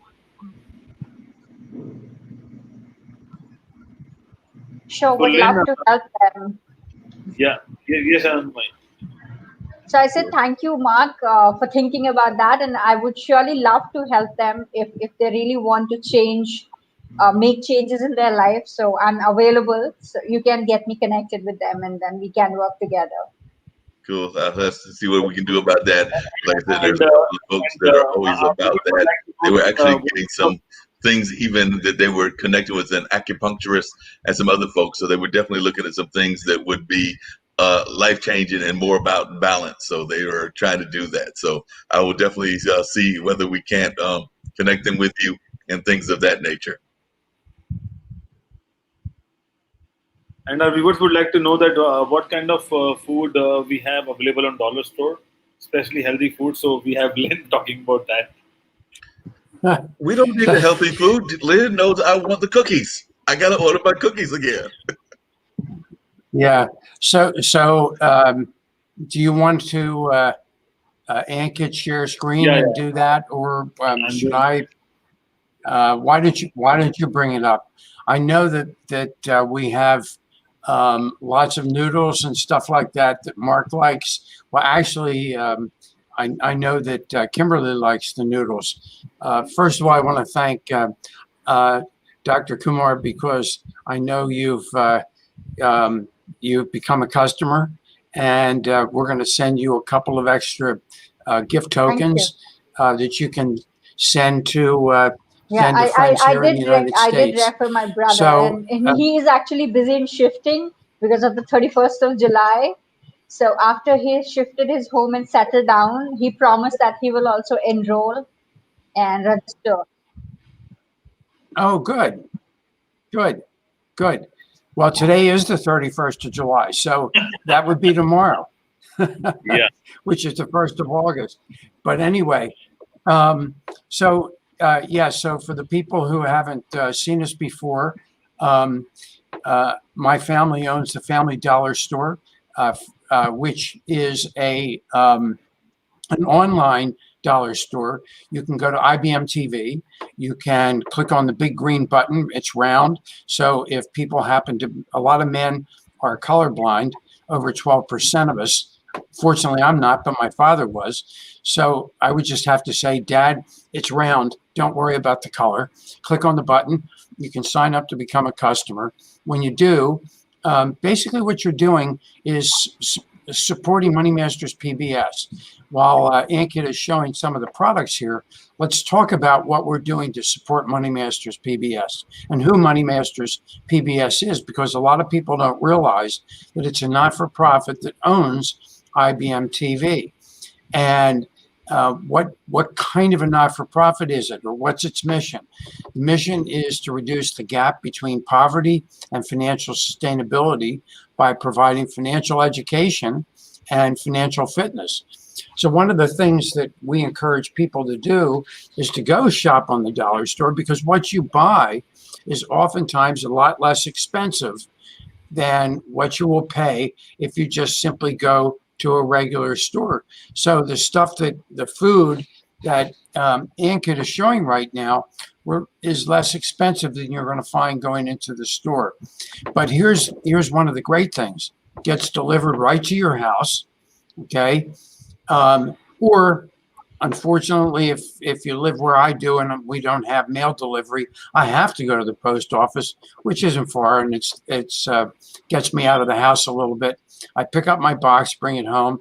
But for Mark, who's ordered a number of times, and we thank you, Mark, it gets delivered right to his house.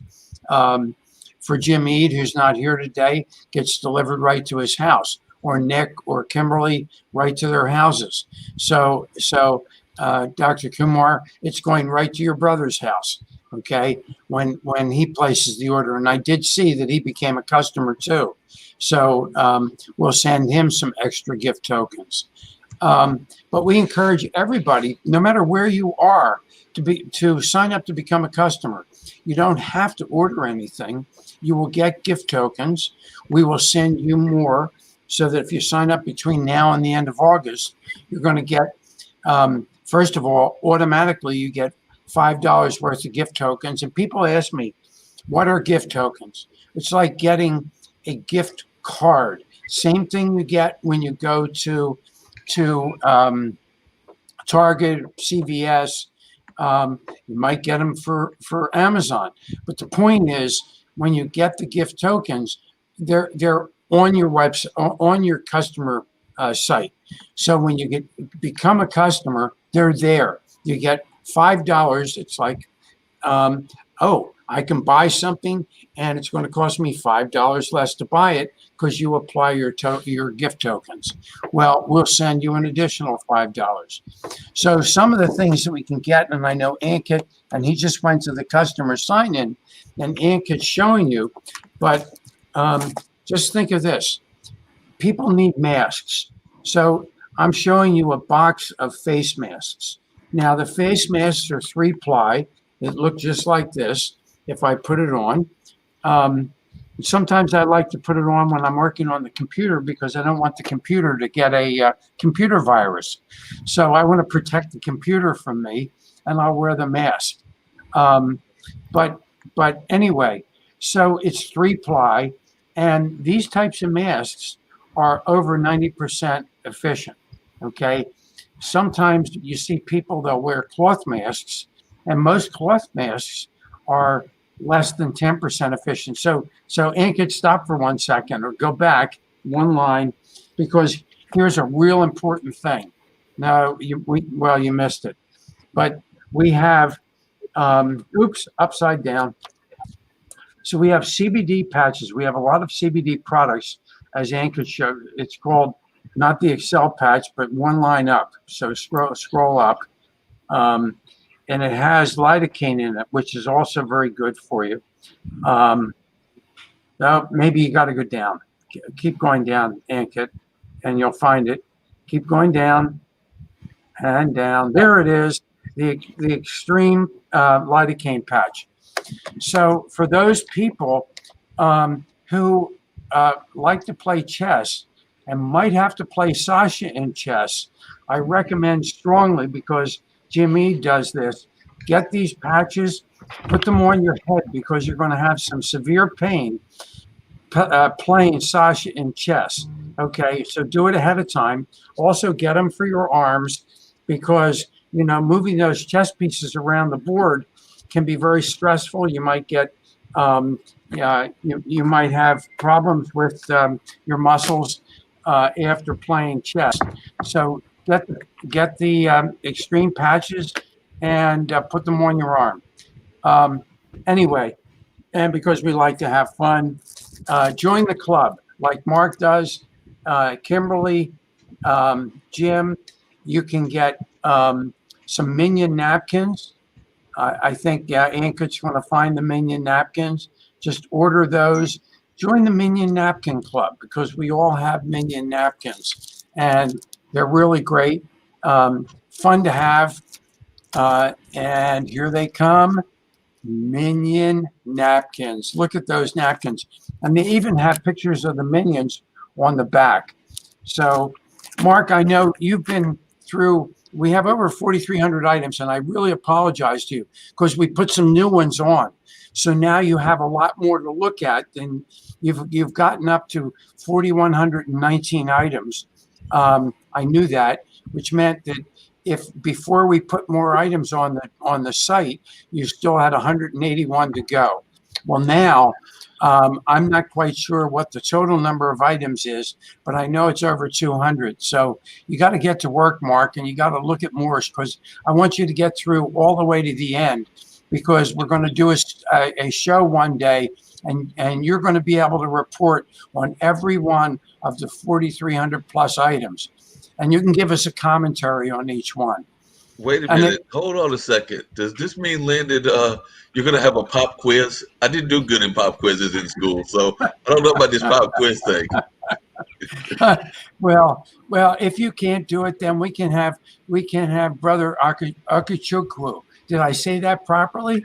Yes, Brother you did. Okechukwu, who is, we can have him do the pop quiz because I know he's smarter. He's smarter than the rest of us anyway. Well, maybe not Dr. Kumar, but the rest of us. So, so anyway, but please, because here's the thing, we're supporting Money Masters PBS and the mission. 100% of our profit is going to Money Masters through the end of September. Okay. And after that, 50% of our profit is going to Money Masters because we love the mission. And if you get somebody else to sign up, just let IBM TV know. Just send a message to them, and we'll give you an additional $5 of gift tokens because you got somebody else to sign up. So there you go. I think I probably have said enough for the moment. And well, I love that idea that you had of the designated hitter for my pop quiz. So for my designated hitter, nothing wrong with my brother from Africa and everything, but I'm taking Coach Kamar to be my designated tester. So I think that she's going to do a smarter job. So I want her to be my designated person. Well, and Sharif, I mean, you know, Mark, you and I are the two guys on the low end of the totem pole here. When you think about smarts. So because we've got three brilliant people here that are on the show with us right at the moment. So, and but you know, we like to have fun. And it's great having Okechukwu here with us today. And if I keep, and Dr. Tula is here. Dr. Tula is here. Yeah. Good evening, Neil. Good evening, Mark. Good morning to you. Good evening to you. Our part of the world and morning in your part of the world. Yes, and good evening to you. How are things going where you are in your part of the world, Dr. Tula? We're still lingering on. I mean, the good thing is all is not lost, and hope is still there. Hopefully, I mean, we're looking down with a vaccine now over a period of, I guess, 3 months or so. So hopefully, I think we should be somewhere by December or January. Because there's a lot of positivity around the vaccine front. Now, I mean, we'll have to wait and watch and see what happens on that. And if we are able to achieve something with that, then I guess, I mean, we'll surely tide away this crisis. Cool. And what's happening over there in your part of the world? To my brother from Africa. Well, What's happening in your parts of the world? well, actually, it's just today's a public holiday. The Muslims are celebrating their Eid, I think Eid al-Kabir. Then we're working towards election, and again we have a serious crisis actually in Lagos, in the city of Lagos. The main route, the main bridge, which is like second West African largest bridge, has been shut down for 6 months. So causing a hell of traffic all over the city of Lagos, and we're trying to cope with the coronavirus pandemic here, especially about the trending news about chloroquine. We're having this dispute in the community, thinking some I agree with the woman that said chloroquine is as a treatment to coronavirus, while some dispute that fact. So that's actually what's trending for now here. And by the way, I don't know if the rest of y'all caught it, but I watched, I think it was last week. I don't think it was this past week, but last week I got a chance to catch Mind Closet. Your show is very fascinating. So I very much enjoyed it and thought that it was just tremendously great. And I was really pleased. You had some tremendous guests that were talking about all kinds of things. So I think I caught the one from not this past week, but the week before. So I'll go back and catch this one that you just did. But I was very found the guest to be very interesting and shared a lot of really good insight. So I just want to commend you for that show and how well you did. Thank you, and I hope I can have you on the next week, if you don't mind. Oh no, no problem at all. That's a little bit early for me, but I can manage to get up at that time. So no problem. Just send me the link or Ankit will, and I'll glad to be on the show with you and your other guest. Thank you, sir. Thank you. Thank you. And Dr. Tula, I mean, today we were discussing about healthy foods and healthy practices and how we can make sure that we will be able to fight with the pandemic in future as well, and why good food and good lifestyle is important, and that will basically test you during the pandemic. I mean, you can't test yourself on the regular days, but I think during pandemic, those good habits will get into picture. What do you think about that, sir?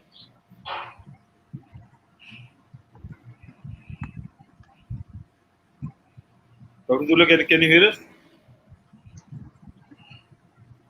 Can you hear us? I think. Nope. Okay, we just lost him. Okay. There's some bandwidth problem. So basically, well, there's a great food that Lynn's got in his collection of foods, but it's not all that healthy, but it is the survival food. So those ramen noodles, they're just amazing, and they are like everybody's favorite survival food. I know that I grab them sometimes. Everybody else has grabbed them. Even Coach Kumar is shaking her head like, yes, I will eat ramen noodles as well from time to time. So that there was a time, Mark, when I only survived on noodles, and in my family I was called as Chinosaurus because I was too much into Chinese food and lots of noodles and ramens and all these Indian Chinese food, which we call Chinjabi because Chinese plus Punjabi mixed together. So a lot of Ankit would know it that what I'm talking is fusion. So that's known as the yeah. world fusion. So there was a time when I was addicted to all that sort of food, and that's why I wrote that the site looks paradise to me, but I eat them no more. Yeah, once in a while I do. I do not say that I completely do not eat any junk now. I do it, but now I do it more consciously. That if I have taken it one day, then I have to do my detoxification for the rest of the week. So that ways. Wow. That's interesting. Yeah. So let's get back to Dr. Tula. So Dr. Tula, what do you think about good food habits? And with the good food habits, we can sustain our immunity level, and we can help during this pandemic thing. What do you think? So, Ankit, I mean, fooding habits are, especially to India. If we go by down our memory lane when we were children, I mean, our eating habits were very, very different at that time. It is good at that time that we had scarcity of all the luxury items like chocolates and all. So there was a lot of rationing at that time. So we were eating a lot of healthy food, especially we were eating lots of fruits and all. I mean, so the and in fact, if you look in the villages also, so you remember that we had jaggery there at that time rather than sugar in the very Yeah. early times I'm talking about, right? So slowly, we had, I mean, our habits started changing as we had interaction with Western cultures. So slowly, our cultural habits also changed a little bit, and there was a kind of a mixture of habits which came from all. I'm not saying that the Western habits are bad, but the thing is that there is a lot of instant food in Western habits due to, I mean, one that I mean, if you look at the American thing also, America is the only country I presume does not have too many cuisines. Rest all of the world has some kind of cuisine, but America is more into fast food. One due to, I mean, I mean their work schedule and all that. I mean, there is something different with that country on that part. So I mean, they eat a lot of green vegetables over a period of time. They've started eating a lot of green vegetables. Still, their style of cooking is very different from other parts of the world. So, so it is imperative that we should eat good, right? We should eat healthy, and eating healthy means that the first thing which we should do in eating is that we should try and divide our meal into at least four meals. Not eat our full stomach with all of the meals, right? And try to eat whatever is healthy in the sense that we should balance out the meal, that we should not, uh, I mean, just devour one kind of food, right? So, I mean, we do have taste buds, so there will be days when you will have a craving for certain kind of food. So you should eat a little of everything in moderation, right? So it's not that you should not eat fried food or anything. You should eat up to moderation. So once you are eating it, because if you crave for a food, then the chances are that if you get a chance to cheat, you will cheat very bad. So it is imperative that you get small, I mean, amount of food of your sin food, what you call it, right? But don't eat it in gallops, right? So dollops of food should not be. That means if you have a sweet tooth, maybe you can just take a very little sweet, I mean, in a day, and try to get addicted. So it's a kind of you can say a discipline in food also. So you need to be conscious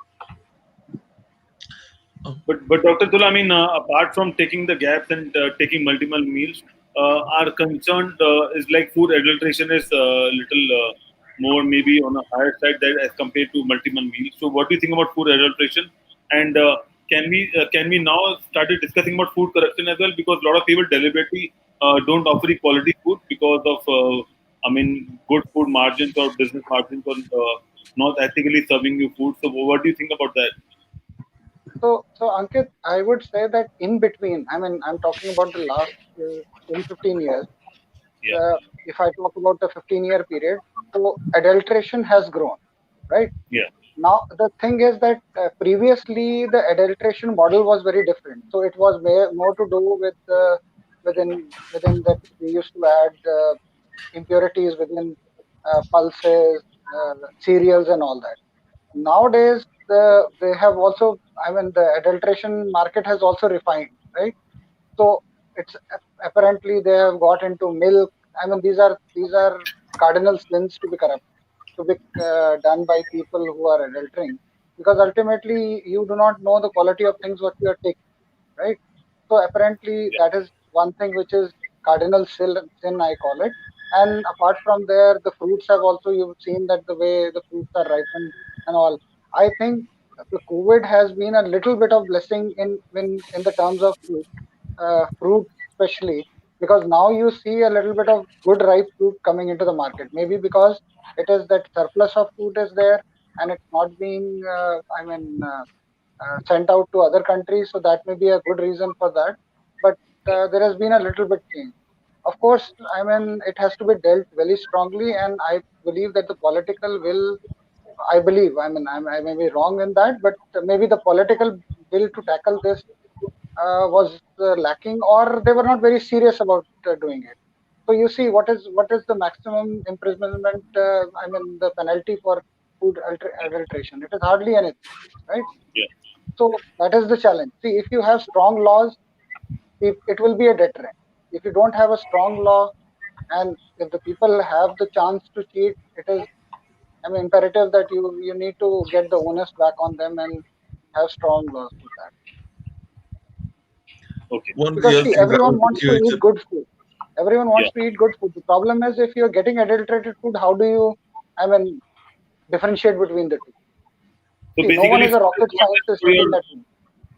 and sir, food is not just to fill your stomach and to get relief from hunger, but it's more about good elements for the body as well, and that is more important. But people are only thinking about selling foods and getting the food just so that you won't feel hunger, basically. So I think you have to change the narrative of that as well, like the way we changed our new education policy, which happened a couple of days back. So, what's your take on the new education policy, sir, and how it impacts the MBBS and other things? So honestly speaking, you'll have to see how it rolls. See, I mean, I'll be very candid with you. So I've had the luxury of seeing a couple of drafts in the initial periods also. Okay. So all looks very good on paper. Now, how it translates on the ground, that is the big question. Because see, there is a catch. They've said all good things in that policy. So I am a very pro that the draft, the paper which they have taken out. That's a beautiful paper. I mean, you may have a little bit teething differences here and there, but on the whole, it looks very good. It looks progressive document. Now the only issue is the amount of GDP, which is I mean the amount of the what do I say? The amount of percentage of GDP which is going to be allocated to that, because it looks a very revolutionary document. Now for that, if they're going to put 1% or 2% of GDP in it, I don't think it will be practically possible to replicate that in practicality.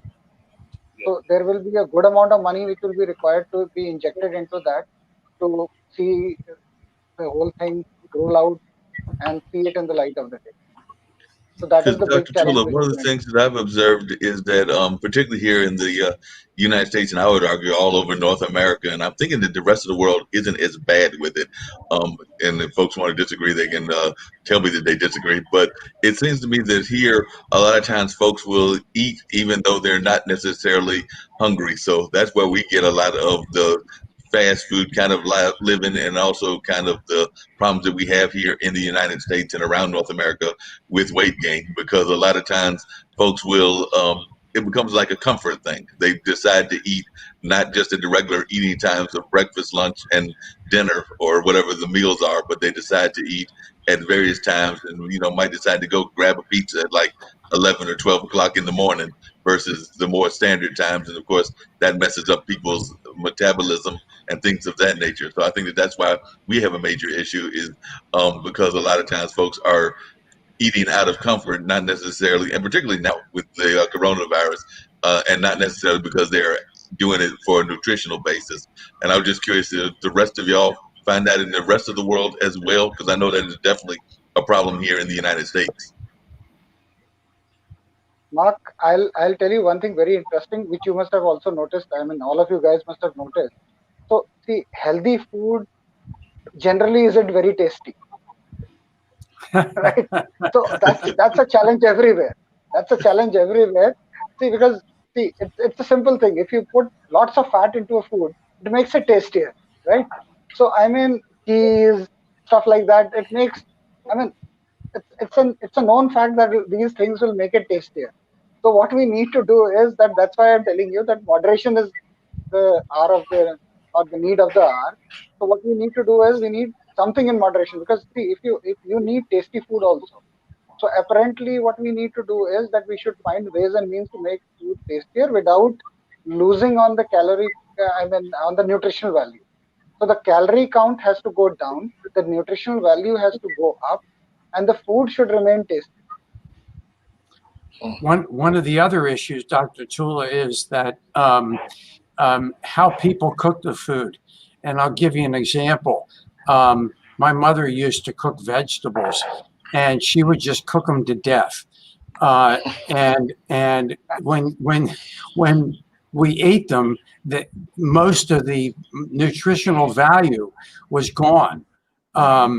Where when I got married, my wife would look at what my mother cooked, and she would go. We would come home after a dinner at my parents' house, and she would say, "I'm going to teach you what it's like to eat vegetables the proper way." So with broccoli, or with beans, or with pretty much everything, she cooks them very little, and just enough for them to be warm, and she doesn't cook out the nutritional value of the vegetables, which I think very few. I don't know that we publicize that kind of thing. Now, you may or may not agree with me with what I just said, but I think that's probably true. Maybe it's just my wife's myth because she doesn't like overcooked vegetables. I don't know. No, so it's a fact that overcooking of vegetables is not. I mean, it decreases the nutritional value of the vegetable. But then there are many cultures, like India also has a habit of cooking. And see, if you look at our cuisines also, especially the vegetables, right? Except the new generation, which is now started to change a little bit. If you look at our older generation, I mean, we have a habit of cooking the vegetables like your mother used to cook, I would say, right? So this is something. I mean, that's that's because, see, what happens is we've grown up with certain kind of flavors and certain kind of taste, right? Now, see, when you are young, you are willing to adjust to a lot of things because you are open to a lot of things, right? Mm-hmm. Especially the eating habits also. As you start growing, aging, what happens is you get stuck to a certain kind of taste also. Lifestyle. So it is Yeah. very difficult to change. I mean, I do acknowledge that. I mean, I'll give you 10 out of 10 for changing the way you have been able to.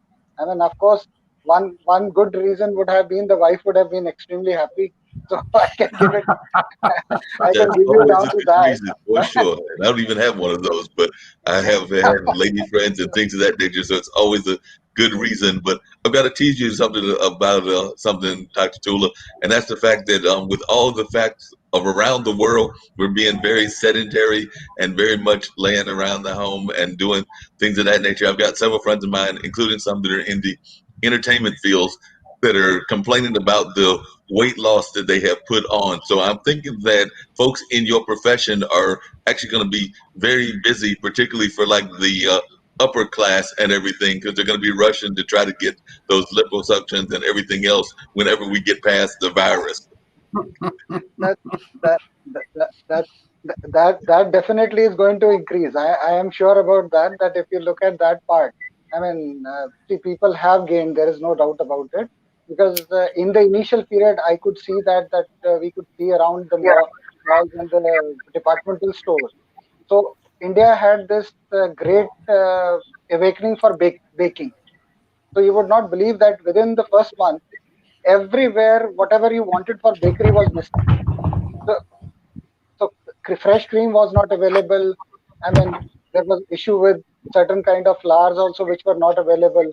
So so definitely people have I mean, now they have started realizing that this is a never ending process. So now they have put on the brake, right? But the first 2 months definitely people have eaten, I mean, a lot. I think they have overfed themselves, if I would say. But Dr. Dulab, you would be agree that we follow some kind of a trend basically. So if something is cooking on, and it's there on social media, so everyone wants to try that recipe at their home, and that happens See, with actually, the thing was that people were at home, and yeah. maximum were were not were grappling with this virus phenomena. So psychologically also they wanted to occupy themselves, right? So what better than cooking then? Yeah. You have only two three things which you can do. One is binge watching, which unfortunately you cannot do up to, you can do up to a certain But period I of go time, get my but you papers. can't do more than that. You can listen to music, right? But not 24 hour into 7, right? You can read books, but also again then, but I presume cooking is a kind of de-stressing also. So it de-stresses you also, right? So that is why people lapped into this cooking bonanza and started cooking. So I had a lot of friends who were doing all kinds of stuff. I also tried my hand at a couple of things. right? Which I would have not done otherwise. But then at the end of the day, that is the way it is. I mean, so So, I sir, mean, how was your dosa recipe came out? total disaster. Got a beating from my wife on that. Okay. Wonderful. Hey, Lynn, I think we need What to is add it called? features to our list of food. What's that on the list of food, Mark? I think for the dollar store, we need to add peaches to our Oh, list of food. peaches. Yeah, peaches are great, and they're in season right now. So So, sir, like we have gym trainers and we have coaches of different kinds. Where do you see nutritionists in the future now? Because when you talk about healthy food, you need someone who understands the food and understand what kind of food one should consume. So, do you think we should have nutritionists attached with the restaurant, or maybe with the food suppliers or with the food manufacturers Yeah, and factories? that is an emerging field. I presume that as time passes, people will become even more and more conscious regarding the food, right? I see our generation was different, and if you look at the millennials, right, they're very different from our thought process, right? So there is a good thing also that they read a lot about food, various kinds of food, and even if there are certain kinds of fads which are going around, they are very, I mean, they read a lot about that, and they will decide on a certain kind of diet after reading, I mean, going through a lot of research on that kind of diet, right? So they I believe being well read and well researched is a better way of doing it. And of course, you have to again see every body is going to be different. So you cannot have you have to understand your body's metabolism also. See, for example, I'm giving you a very elaborate example or a simple example on that, just elaborating it.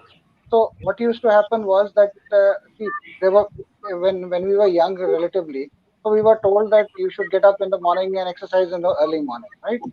Now over a period of time, research has told us that there are different kind of bodies, right? There are certain kind of bodies or humans who are very fresh in the morning, right? And the best time for them to exercise is maybe in the morning, right?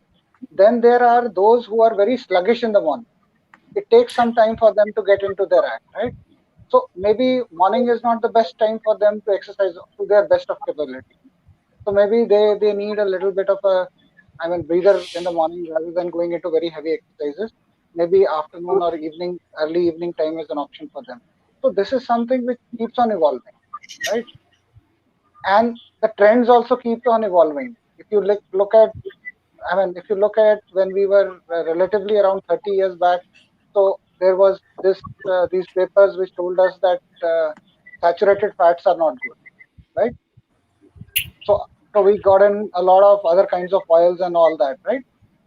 Then Yeah. what happened over a period of time is suddenly saturated fat in moderation is good. So we need to understand that, I mean, there is no black and white in this. So you need that's to true. understand your own body, and I think the program of your diet has to be made depending upon your calorie intake as well as your calorie burning, right? So that is very important. A Lynn may have a very different, body type. My body type may be different. Ankit, you may be different, right? And the amount of energy expenditure which we are doing is also going to be different. So our eating, I mean, the nutritional value of food as well as the calorie count of the food has also to be different. So we cannot, club every one under a basket or under an umbrella to be precise, right? We need to understand that we need to segregate all of this. So it's a complex thing, but over a period of time, people get used to a certain kind of diet schedule if they just do it right, and it's not too much of a rocket science. And Dr. Dula, I just wanted to, I mean, I know there is nothing like that, but I want Lynn to stay just for a couple of more minutes. Oh, Whenever we buy a mobile phone or whenever we buy anything on an e-commerce, we generally tend to compare those products with different parameters. But when we buy food online, there is no comparison between two companies or two products basically. Suppose if I want to order a pizza from a Pizza Hut and a Domino's Pizza or maybe a third party, there is no comparison chart. Do you think we should also talk about a lot of comparisons and how the food grows up and how they have to cater it and then what kind of food quality is there and then how it's prepared? Yeah. that So help? if you look at certain countries, especially the Western countries, so they are very strict on the food standard. So it does not mean that there is no adulteration in that part of the world. Adulteration happens everywhere, irrespective of the country. But then they are relatively more stringent. In India, unfortunately, we have a certification by the SSAI, but the parameters are not well spread. So there is a lot of lacunae and in between, things where people get away with it. So, And sir, I'm just talking about, let's talk about ice cream, right? Now in India, you have these frozen desserts and proper ice cream, right? I can assure you there are only one or two brands which have ice creams, rest have frozen dessert.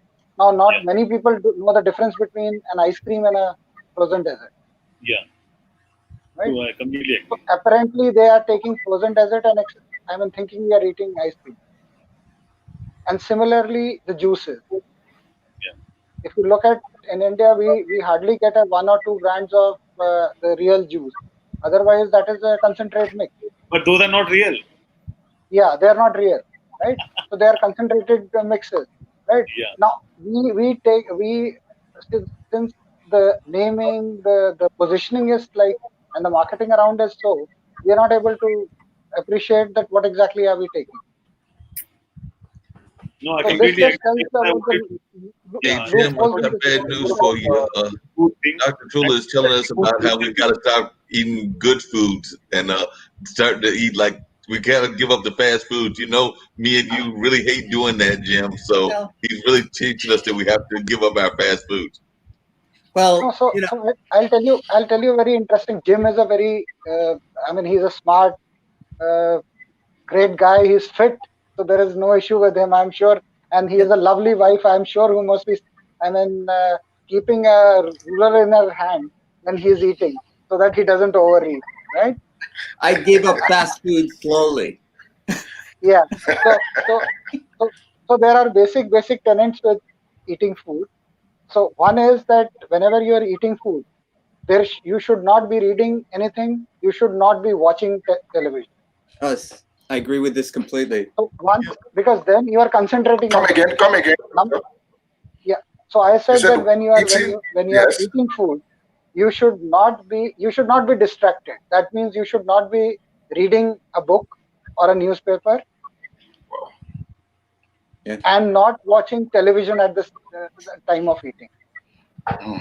Dr. Because Tula, what happens is Dr. Tula, what but you're happens. kind of messing with the theme of my show because one of my other shows is the dinner party with Mark Lee, which means that you have to have conversation and you have to have all of that other stuff going on while you're eating the food. So No, you're saying no, that you're no. still supposed to sit down and eat the food, but you No, can't have because the see music and the what other stuff. happens. I'll tell you what That's happens. not a Because TV show. That's a dinner conversation, and Dr. Tula would approve that kind of conversation. Okay, conversations okay, glad to know. because you don't Conversation is want to be okay. distracted. What happens is if Yeah. you're watching suppose you're watching a movie, or you're a politically inclined person and you're watching a debate happening, right? So your entire focus is on that, and Yeah. you will always end up overeating and eating fast, Yes. right? Yeah, that makes sense. So these are two things which are very important. Number three is to chew the food. So when you put one bite into your mouth, you should try, and ideally speaking, you should chew it 30 times. Okay, even if not 30, at least 15 times. Because I can assure you there are hardly any people who are going to chew it more than 8 to 9 times. Yeah. Because see, there is science behind it. What happens is there is a messenger action happening when you are Yes. chewing the food. So there is a satiety center in the brain. The mouth is sending a signal there that okay, I'm acting, right? And when your gut is full, you get a message back there telling them to stop. Now, if you keep on, if you're distracted, that messaging does not happen, right? No, And that if makes a you lot are of sense, Dr. gobbling the food, Tula. It does. And actually, to add to that, I would argue that probably around the world, not just in the United States, but around the world, if you ask the average person to describe the food that they ate, they probably couldn't do it because of what you're just saying. That so many people yes, around the world are distracted. They're so Yeah, paying attention to the music, they're paying attention to everything else. But if you would ask them to describe, what that burger tasted like, or what those that fish dish tasted like, or whatever the dish was, a lot of the folks would probably be sitting there going like, I don't know, tasted like food. Yeah. yeah. Potato So chips, that is aren't really that is why potatoes. that is why it is very important that you eat right, and you have these three decorums which are to be followed. The fourth is always try and drink water at least half an hour to 45 minutes before food. I have two questions. And the first one is, chewing your food 7 times is not enough, from what I'm hearing. No, it is not. Okay. It's not. 7 times. 7 times was what I was told to chew, and no, it is always insufficient. See, you should easily double it. Okay, thank you. Because and the other question I had was, when I was growing up, we said grace before a meal, and then I got older and I stopped doing it.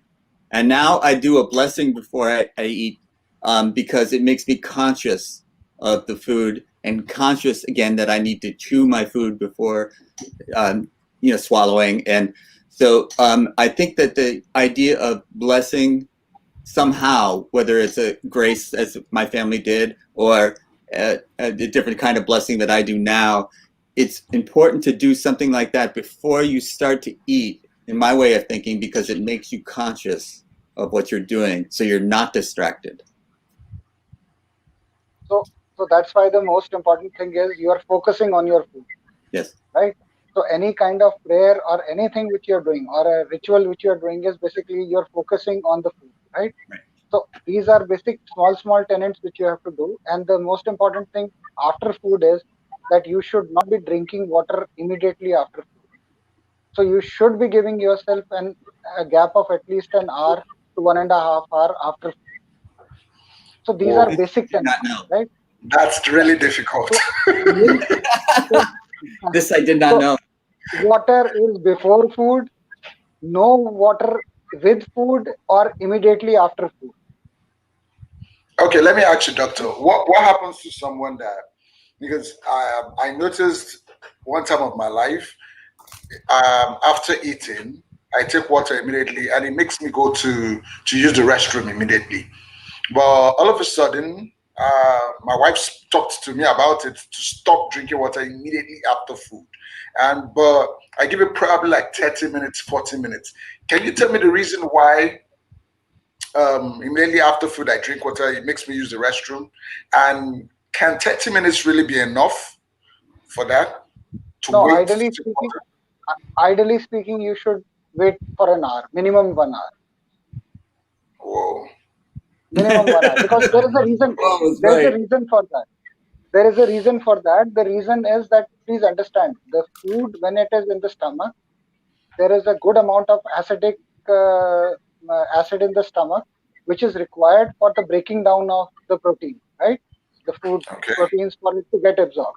Now, if you are drinking immediately water after that, that is basically diluting the effect of the acid. Oh. Right. Okay. So you need to be. I mean, that's the reason why we always say that immediately after food, no water, unless and until you. I mean, if you're choking, or there's another scenario, I mean, where you feel a lot of chilies, then you are bound to have water. You will not be. I mean, so that, leave that aside. That scenarios aside, it's imperative that you do not do that, right? And the most important thing is that night time. So your supper should be done by maximum by 8 o'clock in the night.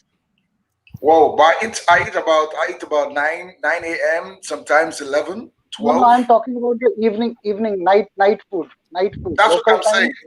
That's what I'm saying. At times I eat 9 p.m., 12 a.m. in the morning, because there was a time in my life I used to come back late.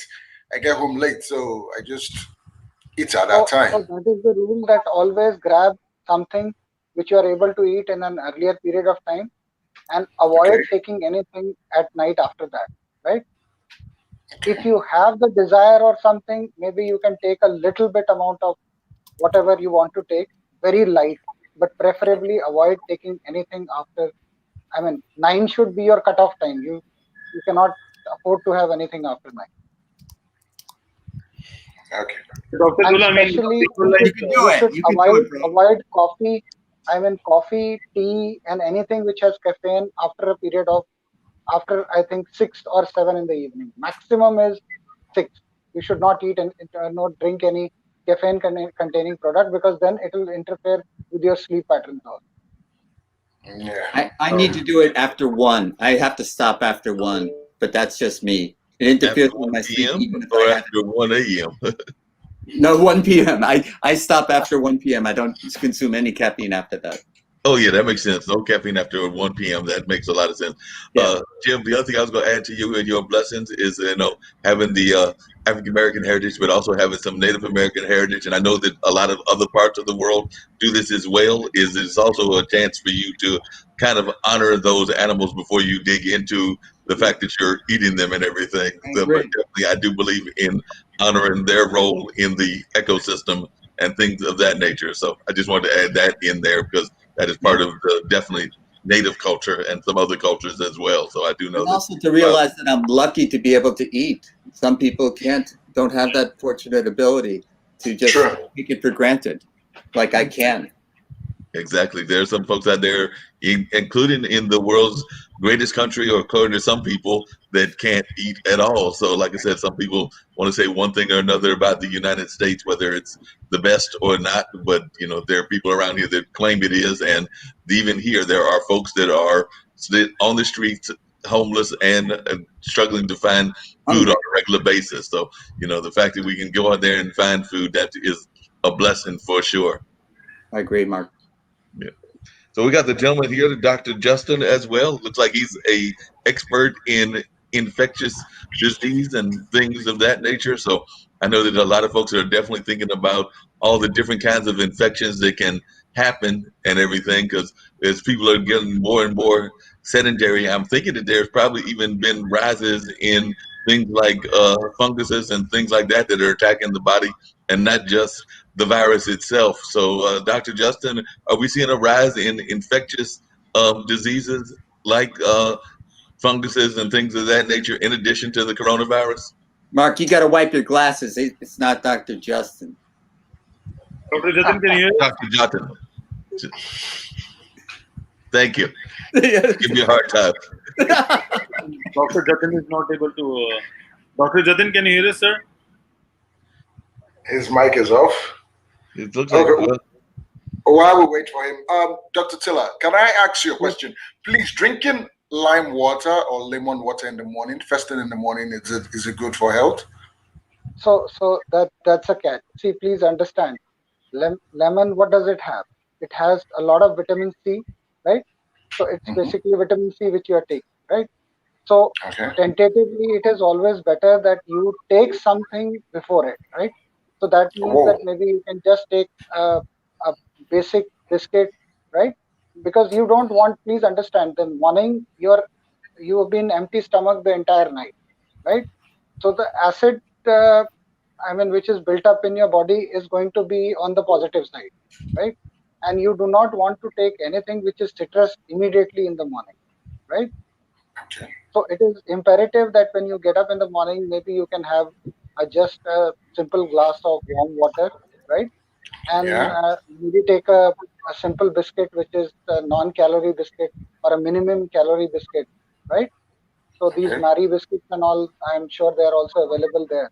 So maybe you can take a couple of them and then drink the lime water. So there is no problem with drinking lime water. It's just that the first thing in the morning, I don't think it's a great idea to do that.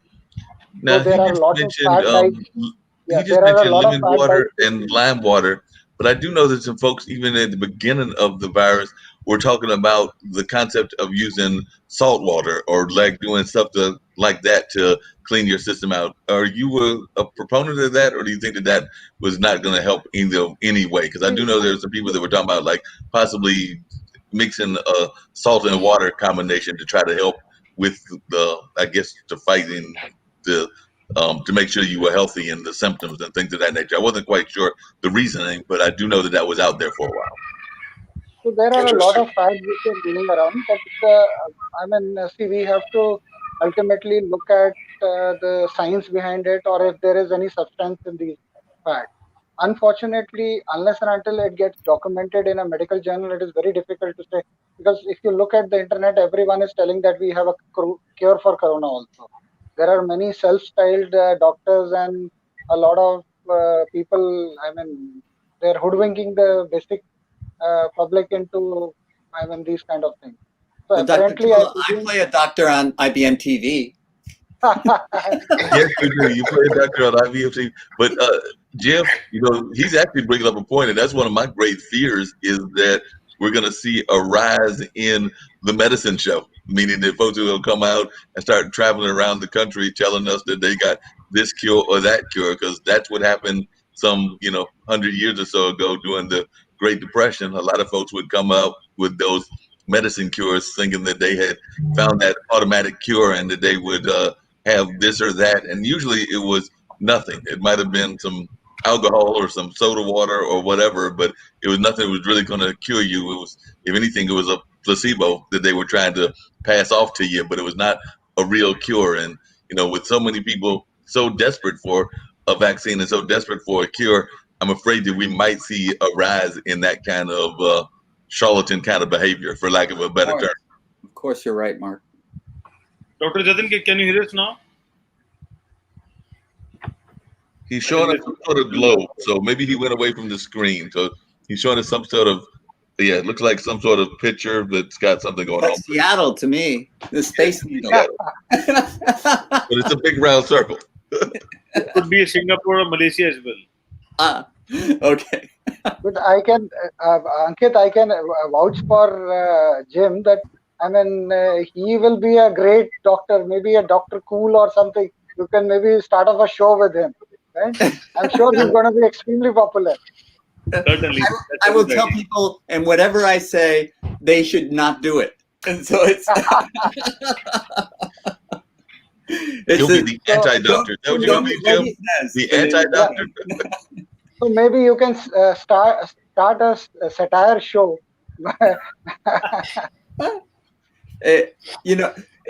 Ankit's got me heavily scheduled the way it is now. I don't know if I can do it. So maybe you can have Sasha also on the show as a respectable, bespectacled gentleman doctor. Yeah. And he in his own style will also tell you a trick or two. But well, Sasha and I are spending entirely too much time already. Sasha is doing a chess show, then he's doing an investment show, but now he might be planning to start another show, something about investment with doctors. So maybe that could be a pipeline. Yeah, maybe I can assure you. Because according to Sasha, I mean, he doesn't invest in utility stocks, but he definitely invests in medical stocks. And as per Sasha claims, and as everyone knows, doctors around the world, they have big amount of money. So he wanted to have that money and give them good returns, basically. So he's going to pitch Pfizer. Sasha also proposes something. I mean, he's still working on it. That if someone will invest through Sasha, the profit can be shared. But if there is a loss, Sasha will bear all the losses. Yeah. Oh, that's an old thing. That's a great deal. We like that. Yeah, that's an old scheme. Yes. I would go. I'm in hands down with Sasha because I presume he knows what he talks. Right. It's just another way of get people to give you money. Yeah, exactly. It's another trick to get folks to give. So the trick now is that if Jim goes along, we go along. Right?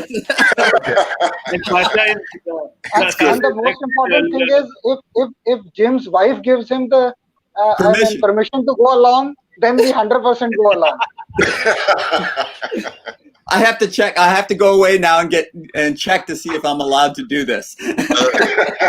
Jim and Ankit and the rest of y'all, I'm kind of upset here because it just occurred to me that all four of y'all have that magic word. I don't have that, and I'm 58, so it's got to be out there somewhere. But y'all all have that magic W word with you and everything. Yeah. It'll happen, Mark. It's never late, Mark.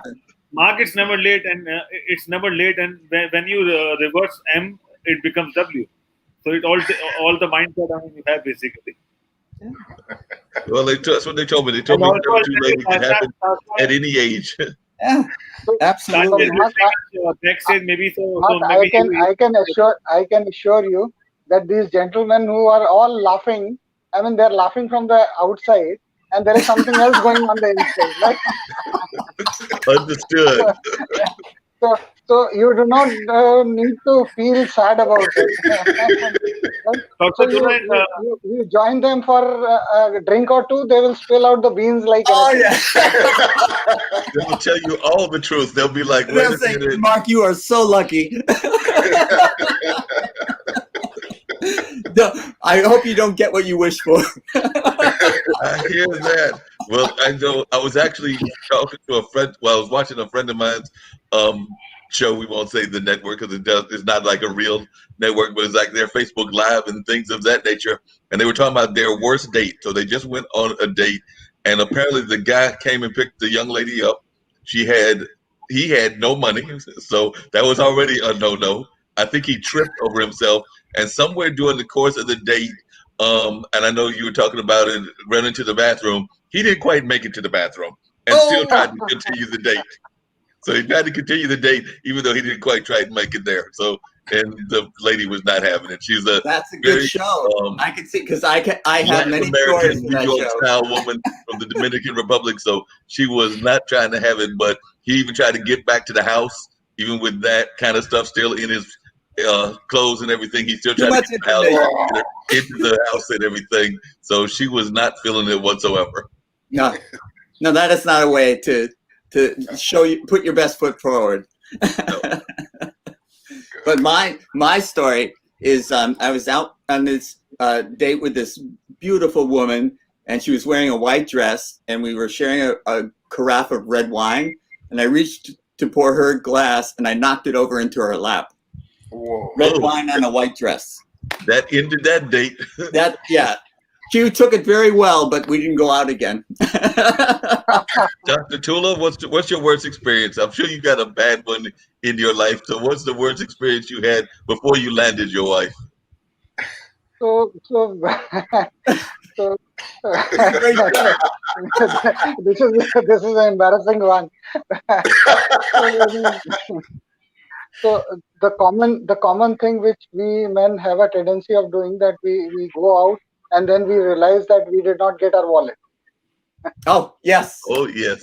Of course. That's the typical technique used to happen. Yes, I've had that happen. And then you're looking everywhere, here and there, and just realizing that you made a hash out of it. Yep. And I can remember my wallet being on the counter next to the door, and I still forgot it.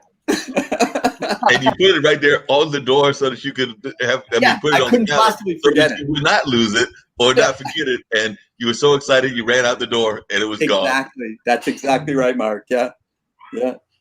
So even though it was right in front of my face, I forgot it. And then it's so embarrassing to reach into your pocket and go, "Uh-oh, I can't pay for this." So I can go with the expression. I absolutely realize what you're talking about.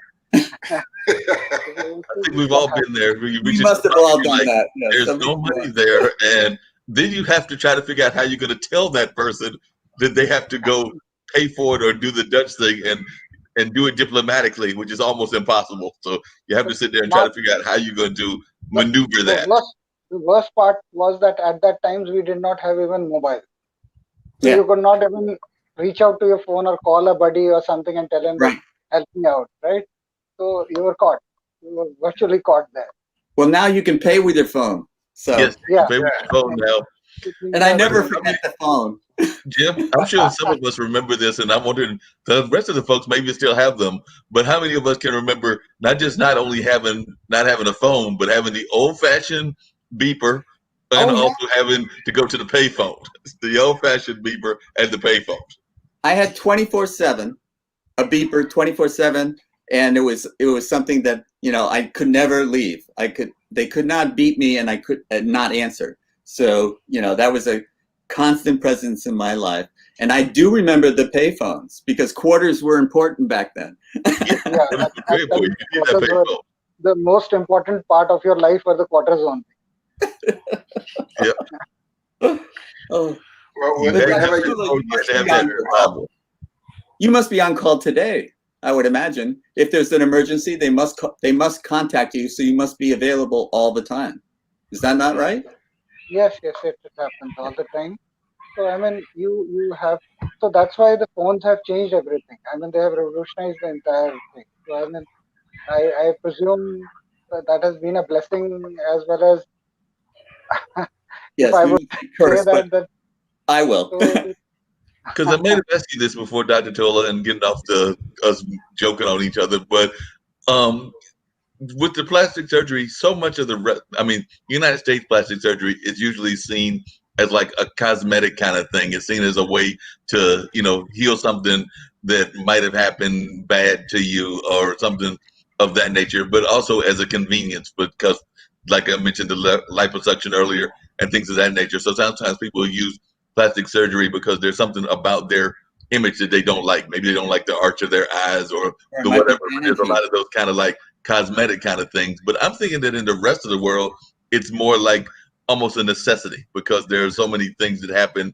horrible in other parts of the world. Not that they don't happen horrible here, but they're more horrible in other parts of society. So what is kind of like the more popular types of plastic surgery in India? Is it the kind of like stuff that's more cosmetic, or is it like some of the things that are dealing with traumatic diseases and things that have caused people to have horrible things happen to their body?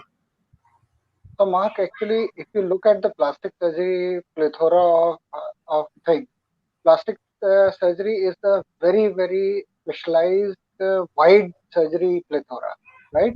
So that means right from head to toe, everything regarding the skin and soft tissue is related to plastic surgery, right? So you have many subspecialties of plastic surgery. For example, hand surgery itself is I mean, there is a extensive surgery training which is required for hand surgery, hand and feet surgery, right? Then Yes. you have basically the maxillofacial surgery. That means the facial fractures or the diseases in which Right. I mean there are issues with our skull and the skeletal framework of our face, right? So this is another one part, right? Then you have basically the surgery of the trunk as well as so so you have a lot of flaps and all that. Then you have oncosurgical reconstruction. That means uh, I mean post cancer treatment. There are certain kind of flaps which are required to cover the tissue or the tissue defect, right? So this is again a subspecialty of plastic surgery. Then you have burns, which itself is an grueling subject for itself, right? So, so and then there are other surgeries which are related to the genitalia and all that, right? And then you have pediatric surgery, plastic surgery also.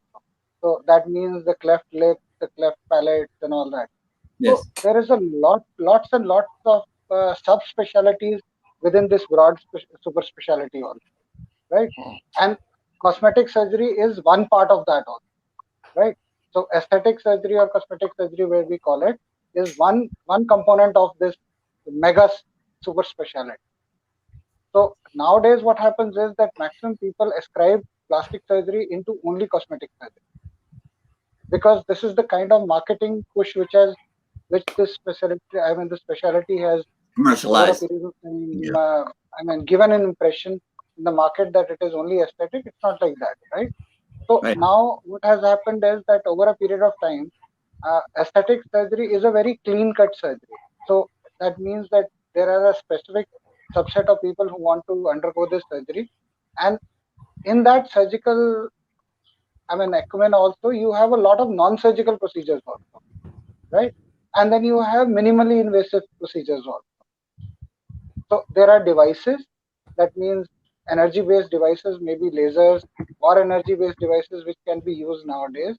You have certain kind of minimal invasive procedures like thread or Botox and fillers, which are just lunchtime procedures. You do not require any admission or any, I mean, there's no gruesome treatment. You get it done and you are up and about and you're gone, right? Yes. So that is why the specialty has kept on changing and evolving. So this is the scenario all across. So in developed nations, it is more towards aesthetic surgery. In developing nations, it is a mixture of all of that. And in the not so developed nations, it is generally still surviving on the reconstructive part. Yes. So you have aesthetic surgery and reconstructive surgery. Yes. All the other parameters of plastic surgery come under the reconstructive. That is the hand surgery, the burn surgery, the maxillofacial surgery. So that is why the whole thing is. So what the media gives an impression of a plastic surgeon is more towards the aesthetic part. Wow. Because that is being promoted more, and that looks more appealing rather than the reconstructive, which is a challenging job, right? Because I would give you an example. For example, you've seen those kids who are joined. Mm-hmm. We call them the Siamese twins or the conjoined twins, right? Yes. Right. So I had the, great opportunity of operating one of these mammoth surgeries, in which I was a team member of the operation. And this operation, you will not believe it, that it lasted us around 28 hours. 28. At How a long? stretch. 28 hours at a stretch. That's what I thought you said. Wow. You can't keep them sedated for that long, can you? Or no, so yes, they had to. It was an extreme challenging surgery.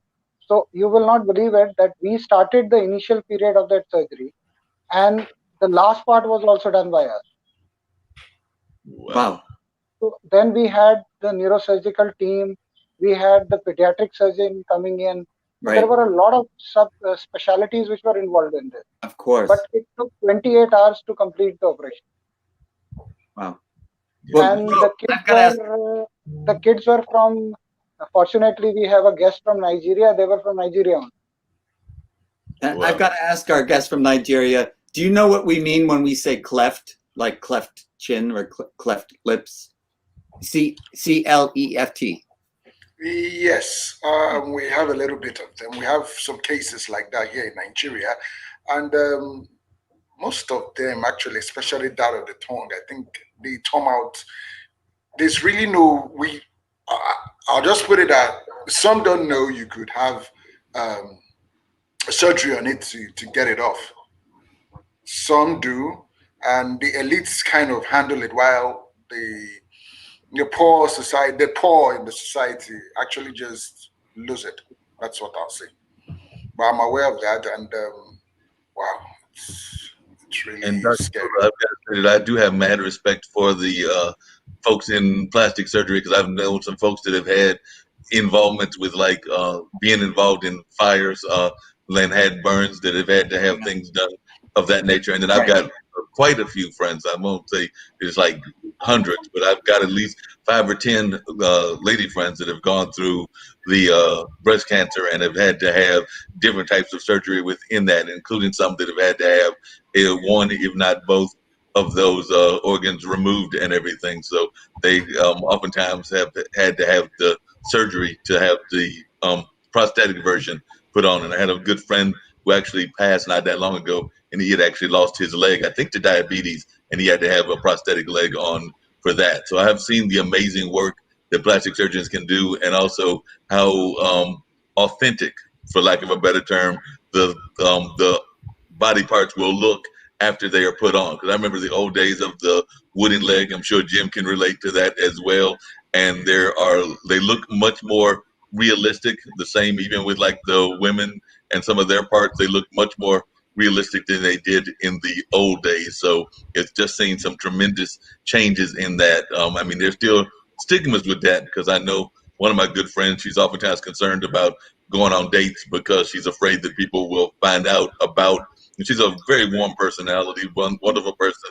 We're actually very good friends, but she's always concerned that people may find out about the surgery if they don't already know her as a person, and then have stereotypes based on that. So I do know Mark, you're bringing up an excellent point, because we minimize plastic surgery because we think of it as vanity. But this is also restoring people's self-worth. They're feeling that they can be confident in their own bodies again. And what I would like to ask Dr. Tula and everyone else, that is it something that we need to work on in terms of having your self-worth despite whatever has happened to your body? Whatever, whether you fix it for cosmetic reasons or you fix it to increase your self-worth, but shouldn't your self-worth be different than how you look? Yeah. So Jim, actually, what has happened over a period of time is, first thing is that you need to understand that the aesthetic surgery is being, I mean, it is an extension of your, I would say, your want or desire, right? Now, this desire can be based on two things. One is your, I mean, you feel incomplete or inadequate, or maybe you don't like things around with you. So that can be due to a complex personality disorder, which can be due to, I mean, you're basically being too hard on yourself, right? Right. And unfortunately, what has happened is there is a good amount of media frenzy, which is also, I mean, there is a lot of marketing, there's a lot of hoardings where certain kind of prototypes are being propagated. And see, it requires good amount of, uh, I mean, I would say, uh, deterrence from your inside not to fall into that trap, Right. right? So what happens is it's basically preying on your mind, right? So if you, for example, I've seen many a times that there are many females who come to us, even men also sometimes. So they've got beautiful noses, right? So if I were to look at their nose and tell them that, okay, you don't require anything, right? But they will always keep on insisting, no, we require this little, this little. So this is very important that we need to understand. There are certain kind of people who really require something to be done. And then there are certain kind of people who I don't think require too much. So in that scenario, then it is very important because see, they will not leave you. They want something or the other. So then what you need to do is you need to understand that which patient, which subset of patients are you going to operate upon, and which subset of patients are you going to do basic little procedures while avoiding operating upon them, and then basically giving them more on counseling part. So counsel them. That's why it is very important in aesthetic surgery to sit with everyone. Every patient of yours, you have to sit with them, understand what they want, then try to make them understand what is realistically possible, and then take it forward. Otherwise, you will end up in a messy scenario. So sometimes you have to let go also. You have to tell them that no, you don't require this. Yes. And I So can that, assure you, people don't take kindly to that.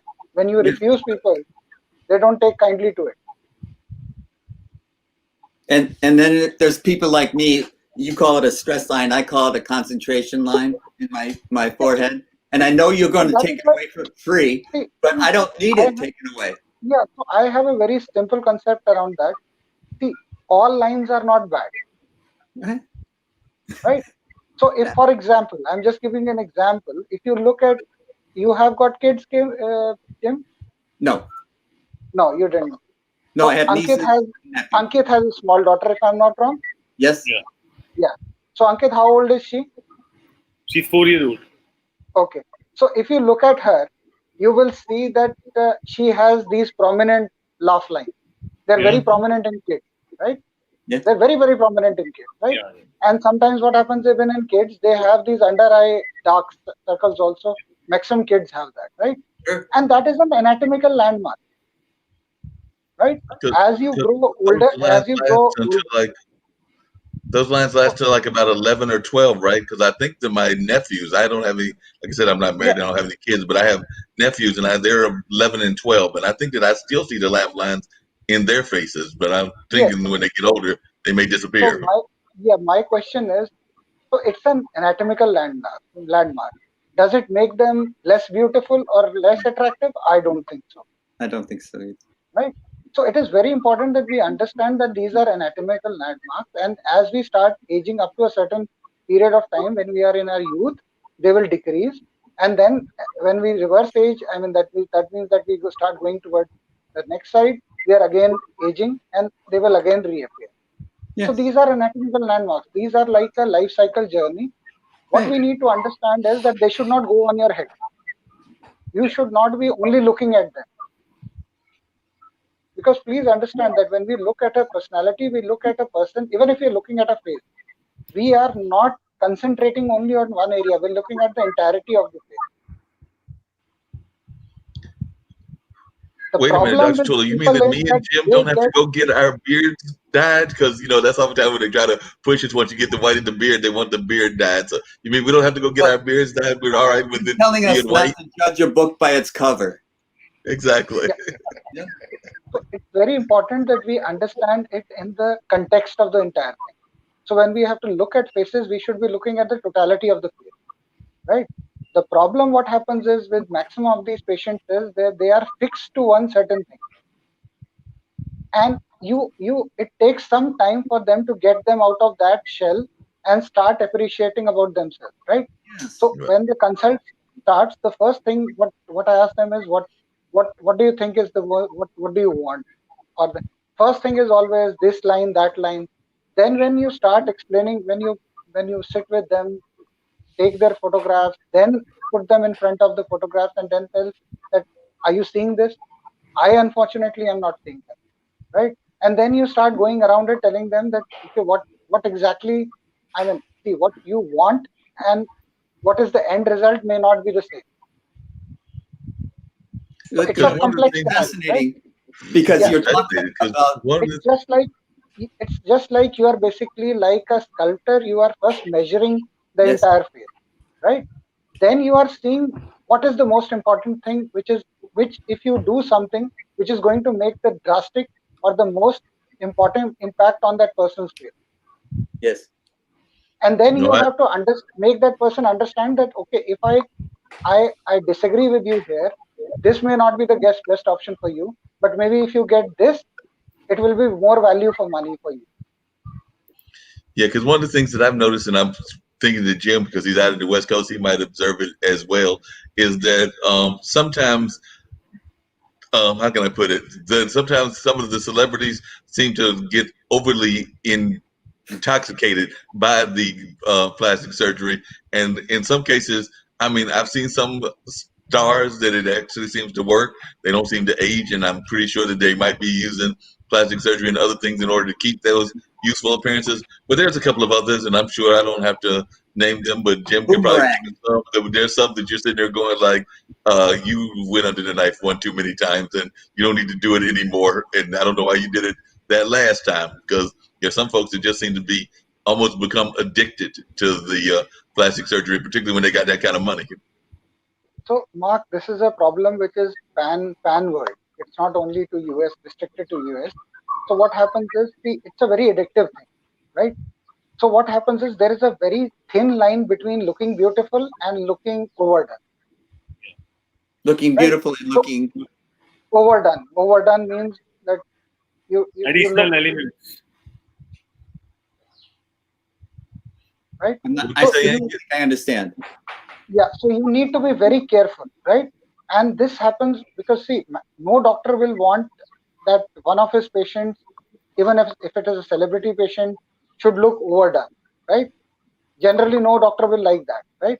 But what happens is that these kind of patients will fall onto you. They will keep on egging you to go more, and there is a thin line between, as I told you, looking beautiful and looking overdone.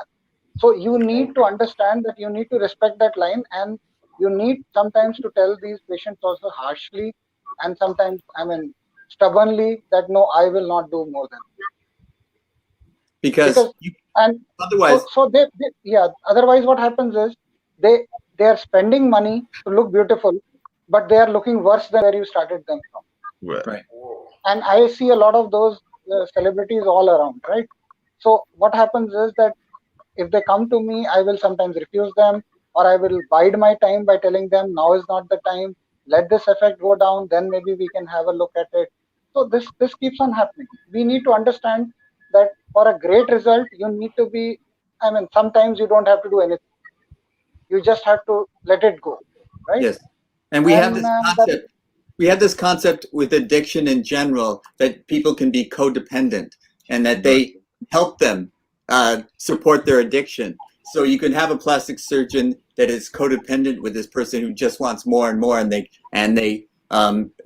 they give them more and more. But giving them more and more is not always the answer. It's not always satisfying, and it's not always rewarding for either, except for maybe the money. But what you're talking about is plastic surgeons with a conscience. Plastic so, surgeons that think, I Jim. must Honestly, help this patient. Jim, I'll be very candid with you. Maybe a couple of their black sheep in the family, that is going to happen with every profession. But Yes. maximum people I have met are very meticulous on that part. They don't want to go more, right? So what happens? I'll tell you. There is another interesting facet into this. So what happens is then these patients basically turn down and go down to these so-called quacks or these so-called impersonators of plastic surgeons, right? That's So there fascinating. is a lot of clinics everywhere in the world where there are no trained people who are doing it. They're not plastic surgeons or No, specialized no longer. people who No are doing wonder it. they look So worse. there are people who are trained in some have been trained by plastic surgeons as helps in their clinic. They have opened up their own clinics, and this is what is going around. So this type of quackery is quite prominent all over the world, and unfortunately, these people are not even trained to understand. So for them, it is they do not generally do the surgical procedures. They are predominantly doing Botox and fillers, and these are the people who generally ruin these kind of patients by Yes. over injecting in them. So when they are over injected, they Dr. will Tula, look. Because Yeah, Very please. in some cases, plastic yeah. surgery can't stop certain things. Like I said, I mean, I get it, and it's very much needed in a lot of cases, even the cosmetic varieties and things of that nature. But there's this dangerous thing that I know Jim is aware of. I become more aware of it every year and become even more aware every year. It's called age, and I don't think that age is gonna stop certain things. And so once that age gets into play, I don't know that plastic surgery is going to stop certain things that happen because of the fact that you're aging, and certain things are going to drop I'm and change. getting older, but I'm younger at the same time. So You Mark, know. the crux of the matter is that as a good aesthetic surgeon, you should be only looking at one thing. That is, the patient should look younger for their age. Yeah. Please, Right, please mark exactly. my word. It is younger for their age. It does not mean that we make them a teen, Right. because then they will look artificial. Yeah. That's Younger and excellent. healthier from the age, basically. That's what matters. And I think, Dr. Gula, Yes. we can also discuss in our future shows about piercing and why is piercing been suggested by plastic surgeons, because there are a lot of people who do piercing on their body, basically. And I'm not sure what happened after that, or if they have to remove it, what are the consequences and things like that.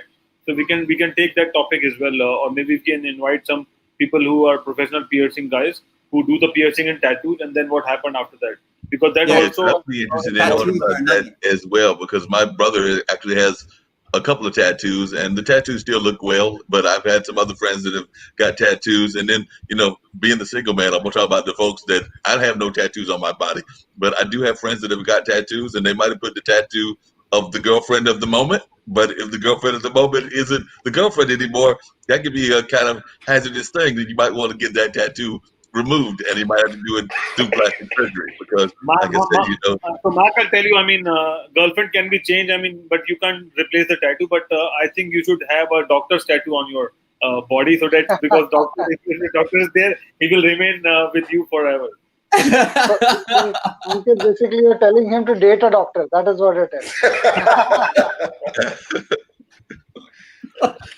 no, Get if So I that. get maybe a we tattoo, can take this if I topic get in a future. tattoo, it's gonna be IBM and it'll be on my back. So this TV station is gonna go national. So we'll have that, No, but and I'll we'll tell you all something. have I one. mean, Jim will have we one are not. too. We don't favor a tattoo on IBM TV, but we are working on different other marketing tools or formats, and maybe we can get some IBM shirts or maybe an IBM badge or maybe an IBM cap, something like that, for Yes. our experts and guests around the world. Because of COVID, we are not able to supply these interesting tools at this point of time, but in future certainly. And we'll have a special doctor's coat for Dr. Tula and all other doctors who support us in IBM TV as well. So we are trying to get a lot of things Yeah. done, but it's just a matter of pandemic. And once Yes. that is passed, we Yes. can do that. And in fact, we can ask Jim's wife to shop some good, interesting shirts for all our experts, so we can wear the shirt. So you have also started noticing his shirt. Yeah. Generally, his shirts are absolutely out of the world. This is one of my least You favorite love shirts. this guy for his shirt. Yeah. But I must And say, and Dr. Tula, you know that, I mean, all our viewers wanted to know that Jim's wife is more popular than Jim on IBM TV.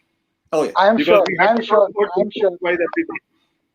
yeah, I won't argue that. You've had on guests that weren't as smart, but If you had her on, I would take a back seat. So he's already hands up on that. Yes. He's thrown in the towel. He's thrown in the towel. Yes. You throwing in the towel? You give it up, Jim? But Dr. Tula, I have had a number of girlfriends, and none of them ever got a tattoo of me on their bodies. What? Can you explain that? So as I told you, women are smarter than men. Yes. Women are smarter. Are you sure about that, Jim? Because, like I said, the tattoo might have been on the bottom of their foot. Because after they had got done with you, there is a definite impression on them. Yes.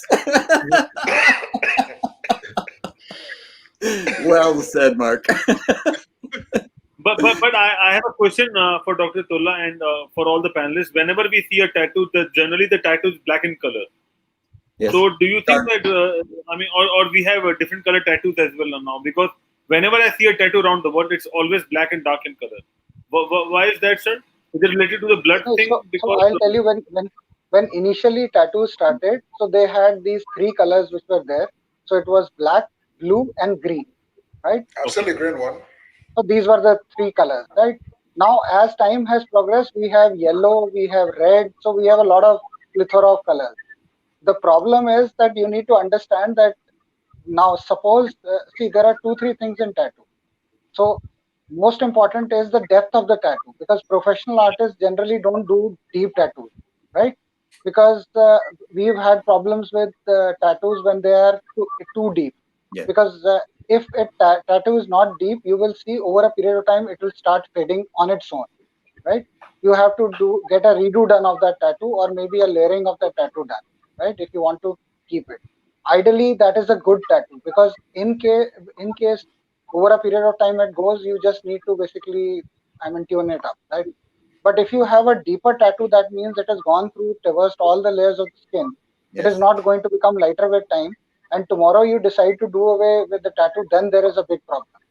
Because especially the darker tattoos, if you give multiple sessions using a device or a laser which is known by the name of Q-switch ND-AG short pulse, so you require multiple sessions, and sometimes the result is also not adequate. So you cannot do away with the entire tattoo. In that scenario, then there are very limited options. One option is to basically take out the tattoo in totality along with the skin, and then maybe do a skin grafting, which is not a cosmetic procedure. The grafted area doesn't look like the same skin, which is it, and it is not a very aesthetic procedure. But we have had to resort to this process also in many patients who were basically tattooing was done by. Would they get a tattoo on the grafted skin too? Yes, they can. But then again, the question again is that please understand, grafted skin is like patchwork. It is like just some patch was put on the cloth which you had. Okay. So it looks very different from the normal skin. It doesn't look like the normal skin at all, right? And the skin is dry because there are no oil glands in that skin, because it's a part of the skin which is taken. So it is dry. It will keep on drying. The color is always either the color is going to be more than the natural skin, or is it going to be less than the natural skin, right? So in people of color, it is generally hyperpigmentation. That means that it is more colored than the normal surrounding skin color, which doesn't look good. So we need to be very careful with these tattooing. And then other problem with the tattoo is sterility, because we need to understand that there are a lot of diseases which can be, since humans, the times are there. HIV is one, then hepatitis virus is another, which is a blood-borne virus. So if proper sterilization is not taken, and one needle is used with another, or maybe the blade which they use, or the Never bar share which they needles use, at home, kids. it is shared. So you will end up with that. And in many places, people are not aware of this. Yes, you're right. Let me ask you a question. Good, though. I gotta call out to Nigeria, bro. Does your wife pick out your shirts? Because you're rocking that. That's a great shirt. Well, thank you. Yes, my wife does that for me. Actually, I knew it. You will not say no, sir. You asked him a very politically incorrect question. Yeah, he was not politically You've correct already at all. told him that does your wife pick, so what is he supposed to do? His wife will be able to, Wife's in the all room our next games door. He's gonna like, will Jim, Unskilled. be I'm unskilled questioner. you that Yes. was just wrong, Jim, on so many levels. Bird got a quick question, but my quick question to you, the observation was, I know a lot of times people will use, and I think it might have been created in India, but they'll use the henna tattoos, and those I do think are more colorful. The henna ones, yes, because they seem to not yes, just be straight black; they seem to be a mixture of colors, but they're also removable. So they're, yes. you get them So on and that you're gone that in a is day. What? that is the easiest and the best way to tattoo. That means you can have multitude of designs, whatever you want. You just need a good henna artist. And nowadays the henna is also natural. Herbal henna is also available, which will not cause Organic any herbal side henna. effects whatsoever. So that's Actually, In the fact, that's a we, huge help. best in fact, we have a best thing. scented henna with a organic herbal flavor, and then Jim, that helps because if you have multiple girlfriends, you can have the tattoo every week. Now, Dr. Tula, I'd like to ask, is it true that people trying to get off tattoos through the laser can cause them skin cancer? Is that true? See, honestly speaking, it is not going to cause skin cancers as such, because please understand the lasers. I mean, if it is a decent quality laser, it will only target the the color. But the problem is that Okay. when you're targeting the color, you will end up causing sometimes even burns on the skin. And some people, they are not great scar formers, right? Okay. Especially Okay. people of color. Inherently they have a tendency of the scars to outgrow the confines, what are known as hypertrophic scars or keloids. And we need to Okay. be very, very careful in these kind of patients, especially who give a history that even after simple bruises and cuts, the cuts don't heal very well and they will lead to unsightly scars. So these kind of patients, it is imperative that they should not even get pricking done, because if they get that pricking done, we have seen cases where tattoo was done, and after that, that entire area has engulfed in a kind of hypertrophic scar. Well, I know Now, that's a so, very serious issue, but I don't want to get into comparing scars because I'm not sure I'd win. I don't scar well either. So that's why it is very important that your history should be there. Because please understand, if you're getting it, it, it it's so-called a very minimally invasive surgical method only. Because anything which is going down, which is basically transgressing the boundary of your skin, even the outer layers of skin, is a kind of surgery only. Yeah. So please So, understand what Dr. are they Chula, how do doing you in feel tattoo. They about are basically scabs? Do you pricking think, you because I know a lot of and times putting people the have those dye balls, on the they'll get the underside of the scab skin. and they'll just let it go naturally to heal. But then some folks want to do some sort of surgery to remove it or do something like that. But excuse me, what are your feelings about scabs and whether they should be removed or done plastic surgery wise in order to give it a smoother look? So, Mark, the rule of the thumb is very simple. So, you only touch a scar if you can make it better and substantially okay. better, right? If you're just going to give a 10% improvement in it, then it's not worthwhile. So, Right. you need to understand that if you can make the scar look substantially better, then only get operated. And this comes in the consult. When you're seeing the scar, you're able to see what is the kind of skin. Is it supple? It is tight, right?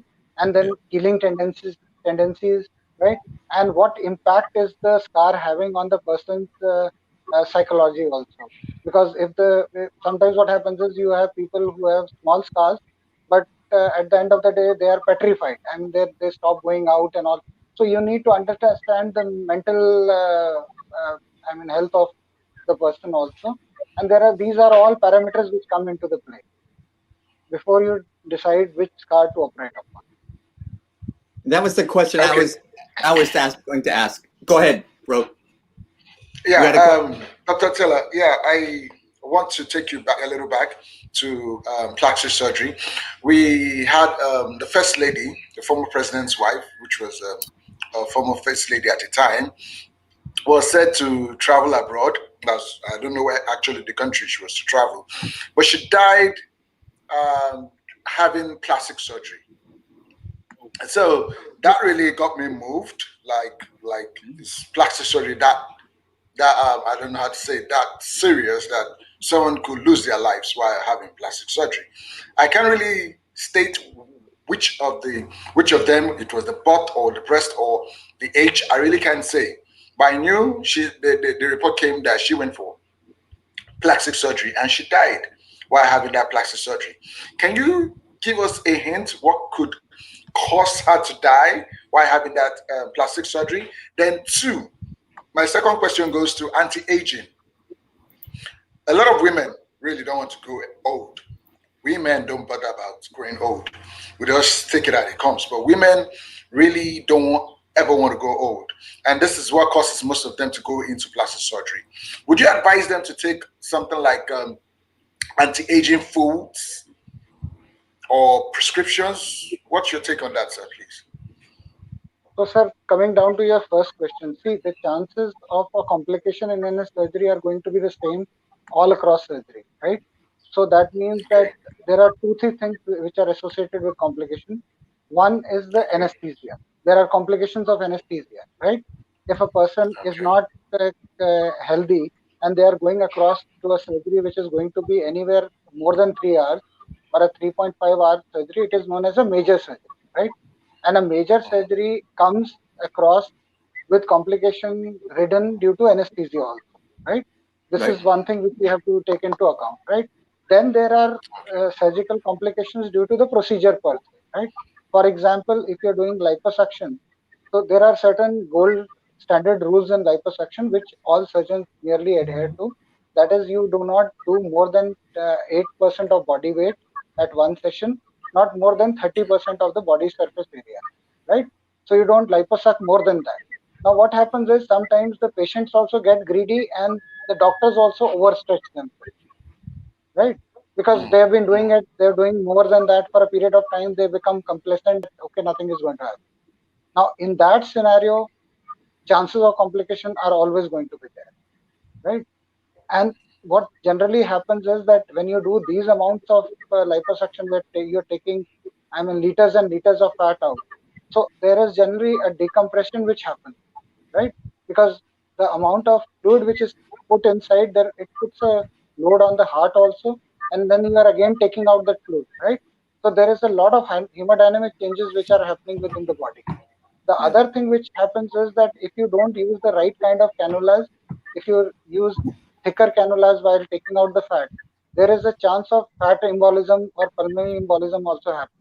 That means the fat may become dislodged and go into the vessels, and from the vessels it may enter the lung, right? Right. And cause what is known as a pulmonary embolism also, right? Right. And this is commonly happening in procedures where we are doing fat grafting also, if we are not taking due diligence, right?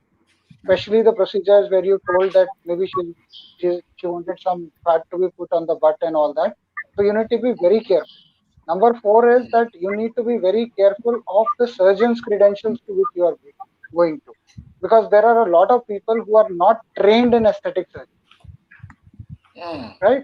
They don't have that kind of yeah. experience. Everyone who started learning from the net and started doing it, right? So unfortunately, that is also very important.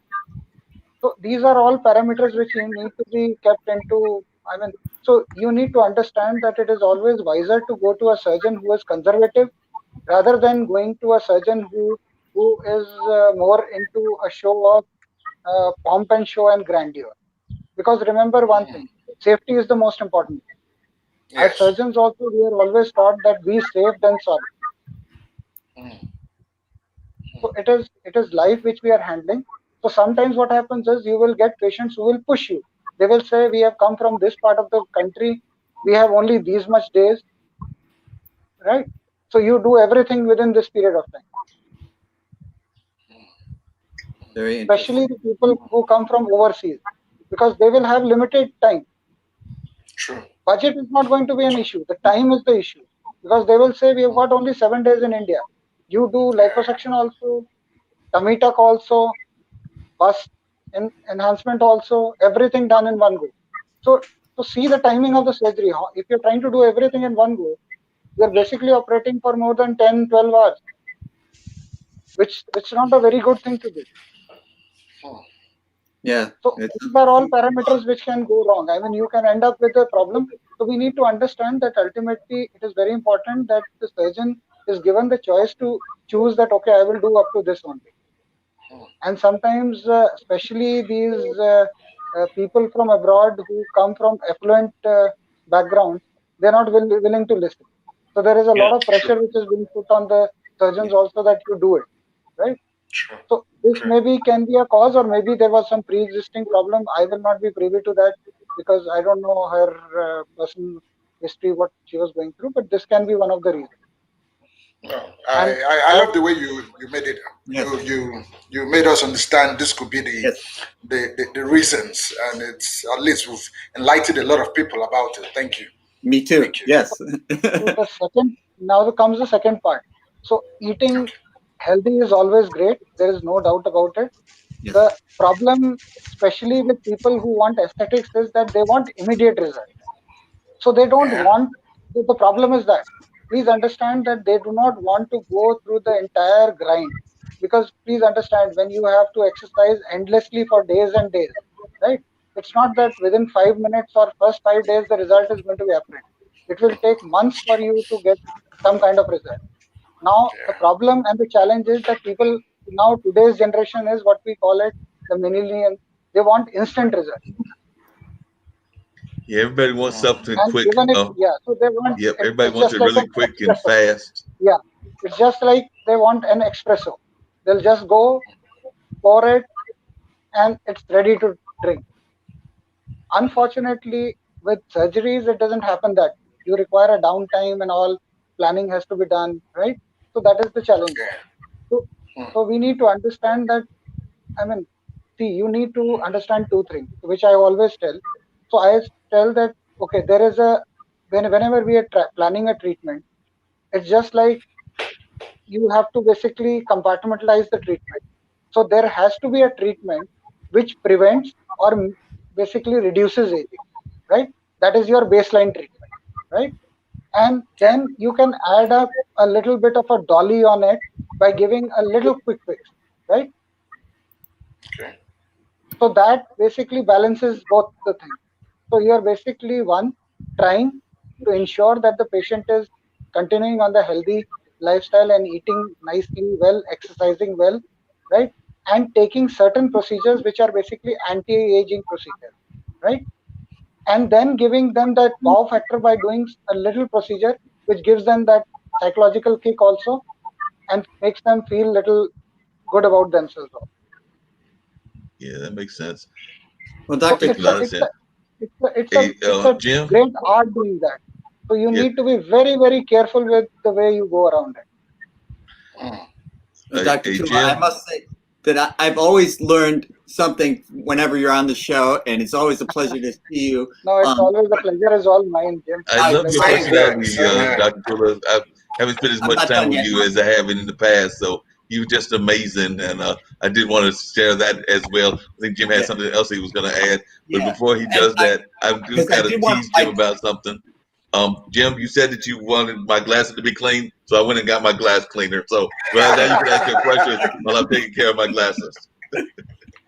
okay. Well, and I did want to ask you, because one of the things I'm learning today, which I had a smaller appreciation for, is the pressures the plastic surgeons are under, and Do. the pressures Sure. that can be put on them.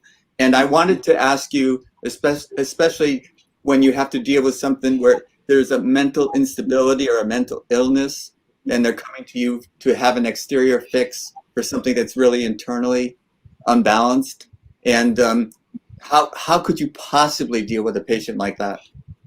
So, Jim, see, over a period of time, I have realized only one thing that is very important is that you should understand that the other person perspective is also important, right? So I may feel when I see a face, because see, I am a student of beauty, so I will see it from the proportions of beauty, right? But the proportions of beauty may be skewed, right? I may perceive something different. The other person may not be perceiving the same what I am perceiving. So what I've realized over a period of time is that make the patient a part of the treatment program. So I basically tell them many a times in the consultation when I feel that there is a difference of opinion or I feel that it's not going the right way, the way it should be. I will tell them that you analyze yourself for me and tell me as a third person, Right. which I do very, very commonly. I talk a lot with my patients. Sometimes I pester them by asking that same question again and again. And sometimes they get pestered also that he's just not budging from the part. So please understand, we need to understand that we need to get inside the head of a person Yes. before That's we what I'm decide what starting to to do. learn. Because Yeah. ultimately, if you don't do that and you do some procedure which you felt you did right, but the other person's perception was not, the result would not be, good. You might feel that you've given an Yeah. excellent result, but the other person might feel that no, that the job has not been done well. So we need to understand that we need to be on the same platform. The platform has to be here. It's not here there. Otherwise, you're going to miss. But So that's why. what if you're That's dealing why. in reality and they're dealing in fantasy? So then, what you do is you get them down there. So what you do is you will keep on counseling, you will keep on counseling, and if you feel that they are not the right candidate or they are not going to understand your point of view, then maybe you will have to tell them that maybe I'm not the right person for you to, to do the job for you. Sometimes you have to tell that also because you cannot. Please understand, if you treat a person like this, you are heading for disaster and trouble because they will then keep on pestering you. See, all of us have burned our fingers somewhere down the line in our quest for excellence, right? So it's not that no one, all of us have done sometimes errors of judgment on this part. Now time has taught us that if you feel that the patient is not stable, right, or they are not understanding what you want them to understand, or you feel that you may not be able to deliver to the whims and the wishes of the patient, the best thing is to let them go to another colleague of yours Wow. because you don't have a choice. Dr. Tula, just a real quick question for you and everything. Just out of curiosity, we got listeners from around the world. Ank is always reminding us of that we got listeners from all over the world and things of that nature. And I was just curious for those that are watching IBM TV for the first time ever and have never met Dr. Tula, what got you into plastic surgery? Because like I said, you probably told this story before, but I haven't heard it. So what made you decide you want to be a plastic surgeon? Nice So question. Nice question. it's a very interesting specialty, right? So when I was in my residency days and I used to, so the first thing which I used to do was I used to take a lot of time. Generally what happens is when we are general surgeons we are taught to quickly finish up surgery, right? So that means that the basic internal work is done due diligently, but when it comes to skin you are fast, you're basically suturing it very fast. So I was very meticulous with that part. I used generally was very, I used to take great care during my training also that whatever I am stitching on the uh, outermost part, that has to come out very nicely.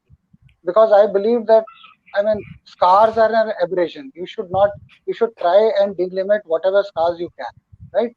Then in a course of my residency, I was subjected to a lot of children who had these cleft lips and cleft palate. So there, slowly, steadily, I started developing a taste for this specialty, and then as time grew, I got involved into because it is basically a great mixture of art and science. This is the only specialty I believe which mixes both art and science.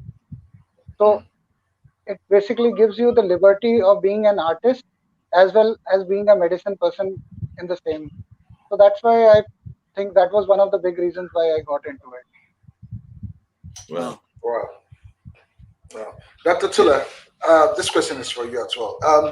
I believe people all over the world are watching, and someone might really want to go into plastic surgery, but has not, but doesn't understand what it takes to have one, but wants to. And now you've been talking about having your consultation before having surgery. Now, most of these people might be abroad, not in India. Would you advise that they could, first of all, um, interact with you or have this consultation online or offline before coming to India? I don't know if you get what I mean. So the as I tell all my patients, I mean whether in India or abroad, because we get a lot of patients from Nigeria, especially. I mean, if we talk about Africa, as I've operated a lot of I patients know. from Nigeria, right? So Nigeria, India is a great hotbed for patients coming from Nigeria, right? So we need to be very clear about two, three things. When you decide to go in for a surgery, right? Let's presume I want to go in for a surgery. The first thing which I should be doing is to research and read a lot about that surgery. Okay. That is my basic homework which I should be doing, right? So that means Okay. I should try read as much as about it. I mean, it may be right, wrong, whatever, right? And then I should jot down a list of questions, right? Whatever my queries are, sometimes you will have conflicting things, right? Because one paper may say that this surgery has no complication, the other paper may say this has this much, this type of complications, or this is not a great surgery to do, right? Because please understand, every patient is different. Unless and until you analyze them, you will not be able to decide, right? Sure. For example, I'll give you an example of breast, right? With women, not many women know whether they should be getting a breast lift surgery done or a breast implant done, right? So there is always that question, lingering question, which keeps on happening. So they may perceive that they want a breast implant done to be done, but unfortunately, when you see that there is a lot of laxity of the breast, and they are not candidates for implant, but they are a candidate for what is known as a breast lift surgery, right? So you need to understand that if I want to get a surgery done, I should read as much as about the surgery as possible, because this will give me an idea about what I am getting into. Number one. Number two, before coming to India, if possible, get a consult done with your plastic surgeon, so that you can understand from that time only that how much amount of time should be the minimum time which you're going to spend in India, right? And what is the downtime of the procedure going to be before you can fly back? Because please understand, when you're flying back to your country, it's around 10 hours, 12 hours, sometimes even Yeah. 16-hour flight, right? Yes. Because they're hopping flight. So the Yes. patient has to be absolutely, I mean, pain-free and absolutely okay before they fly out of the country. Because the flight itself is a grueling flight. It's not an easy flight. I mean, sitting in a flight for 12, 13 hours is not going to be easy at any cost. And patients who Sure. have got surgery done, it becomes even more difficult for them. Yes. So we need to understand all of these. And third is the credentials of their surgeon. That how, see, it's very difficult at the moment on online to get to know about credentials. But generally, you should always ask that what all degrees do you have, which colleges, and do a little bit of research on that also, the colleges also which the doctor claims himself to be from. And sometimes what happens is that there is a unique number which is given to all the surgeons all across the board, because they are all, every country has its respective board, right? Like the American board, right? So you have to be board certified for that nation, right?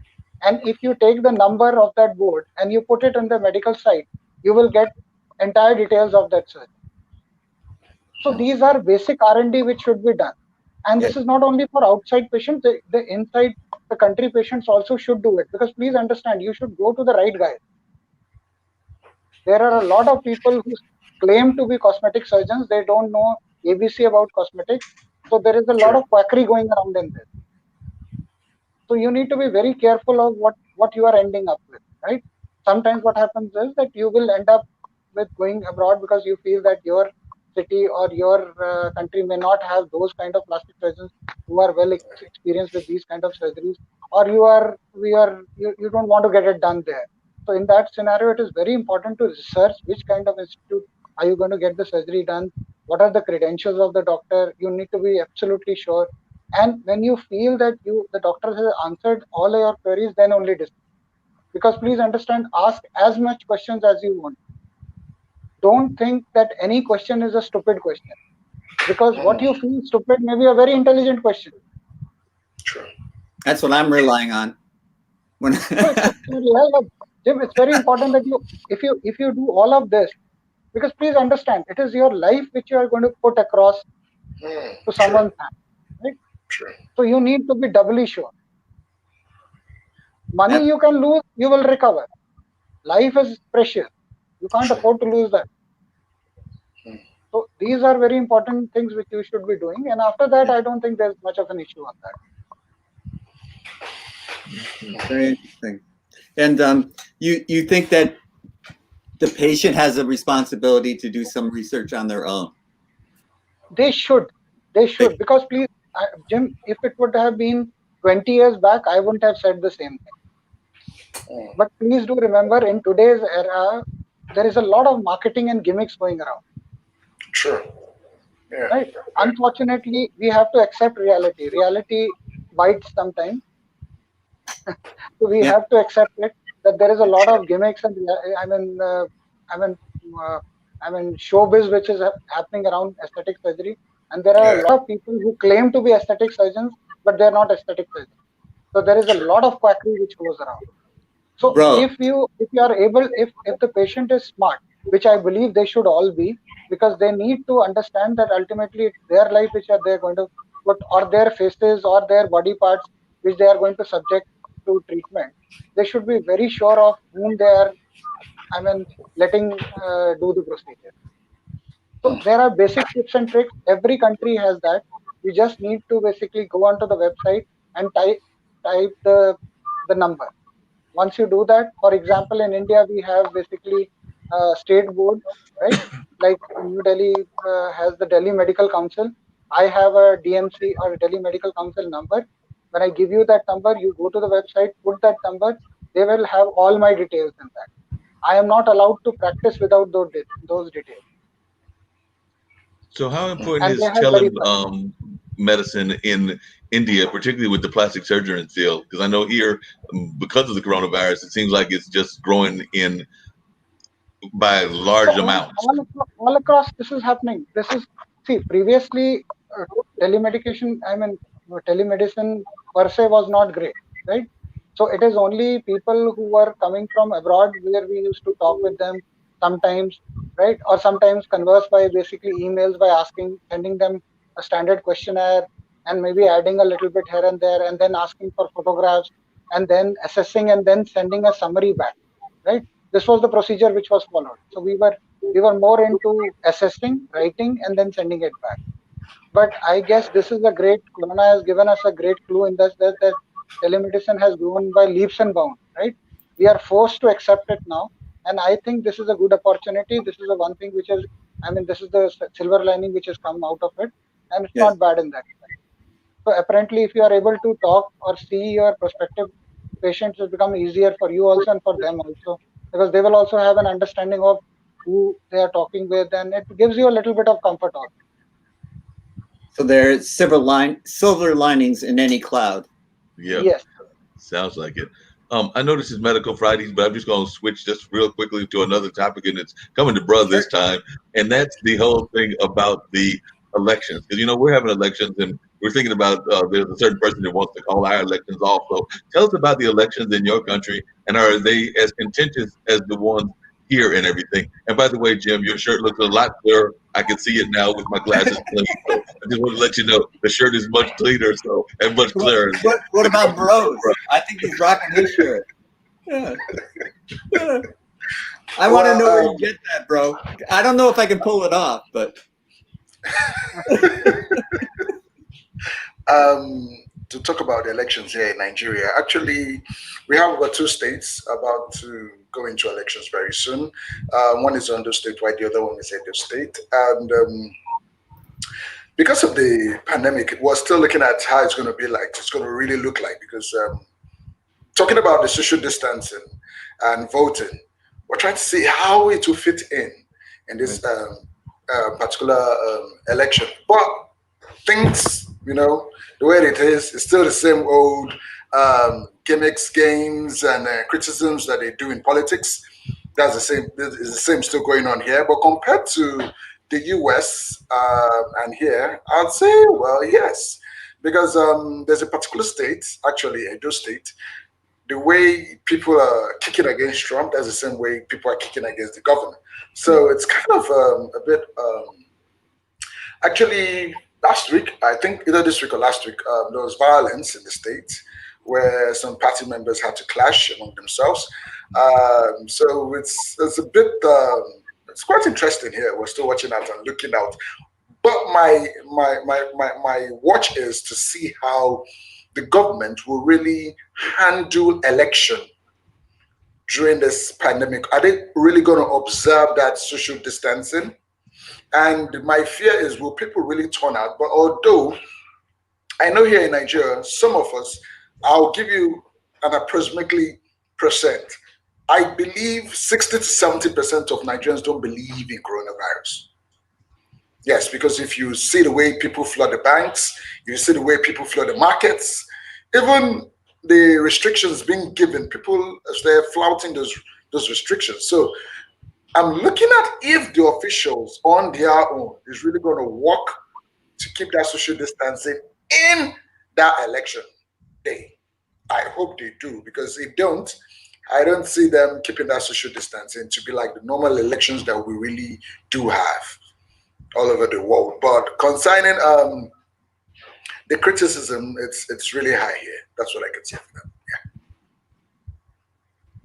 Wow, that's really interesting. Here they're talking about everything from mail-in voting to, of course, the postponement of the elections and things of that nature, which legally cannot happen, and from what I understand, but they're talking about it. But that's what they're going with, and so it's going to be interesting around the world to see how elections going to be handled. Because, like I said, the United States has got one this year. Y'all have one in Nigeria. What month is the election in Nigeria? I think in a couple of weeks' time. We're still looking at the month. I'm not too sure about those months, but I know it's very, very, very, very, very soon, because they're done already. It happened before US elections. I believe so. I believe they will happen. Yes, they will certainly happen. You have before campaign rallies where your candidates come and speak to large crowds? Yes, they do. And actually, there was a rally, I think in Edo State. Yes. Yes.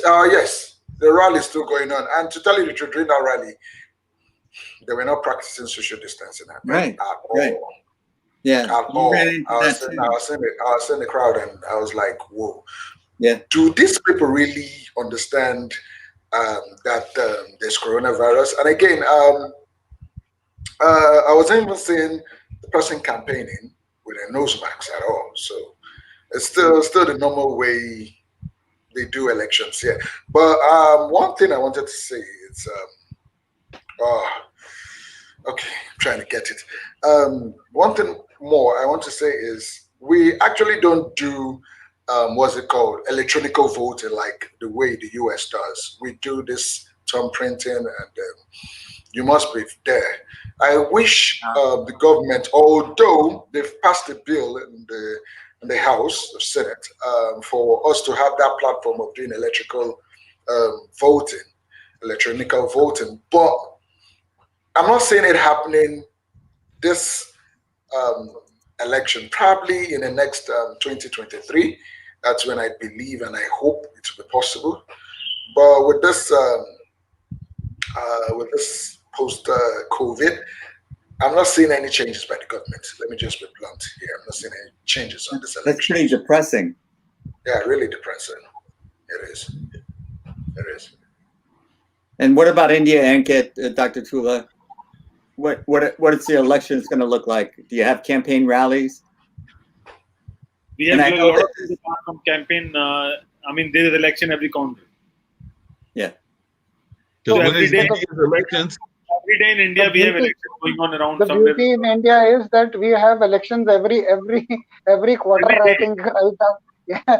So we're basically working all around from one election to another, right? Somebody's running all for our something. Politicians are always in election mode only. Yeah. Always in election mode. Wow. So every day, starting from your residential welfare association where you live, society elections, to the prime minister election. So every day there's election around the country. So we have, so it's a hierarchy basically. So starting from where you live until the time you talk about the president, there's a lot of elections, a lot of associations, organizations, and people definitely go out and vote them. And it's like election parties and all those networking parties and all those stuff always going around. So there's no social distancing then? Yeah, every day is an election, so we don't much care about it. But on the news, I mean, they'll talk about state elections and I mean national elections, but there's a lot of elections going around. But my question is there social distancing during the actual election? Are Or they the election parties? Are there putting boundaries out there? It depends on media basically. If media shows the camera, then there might be social distancing. Otherwise, it's up to the election people.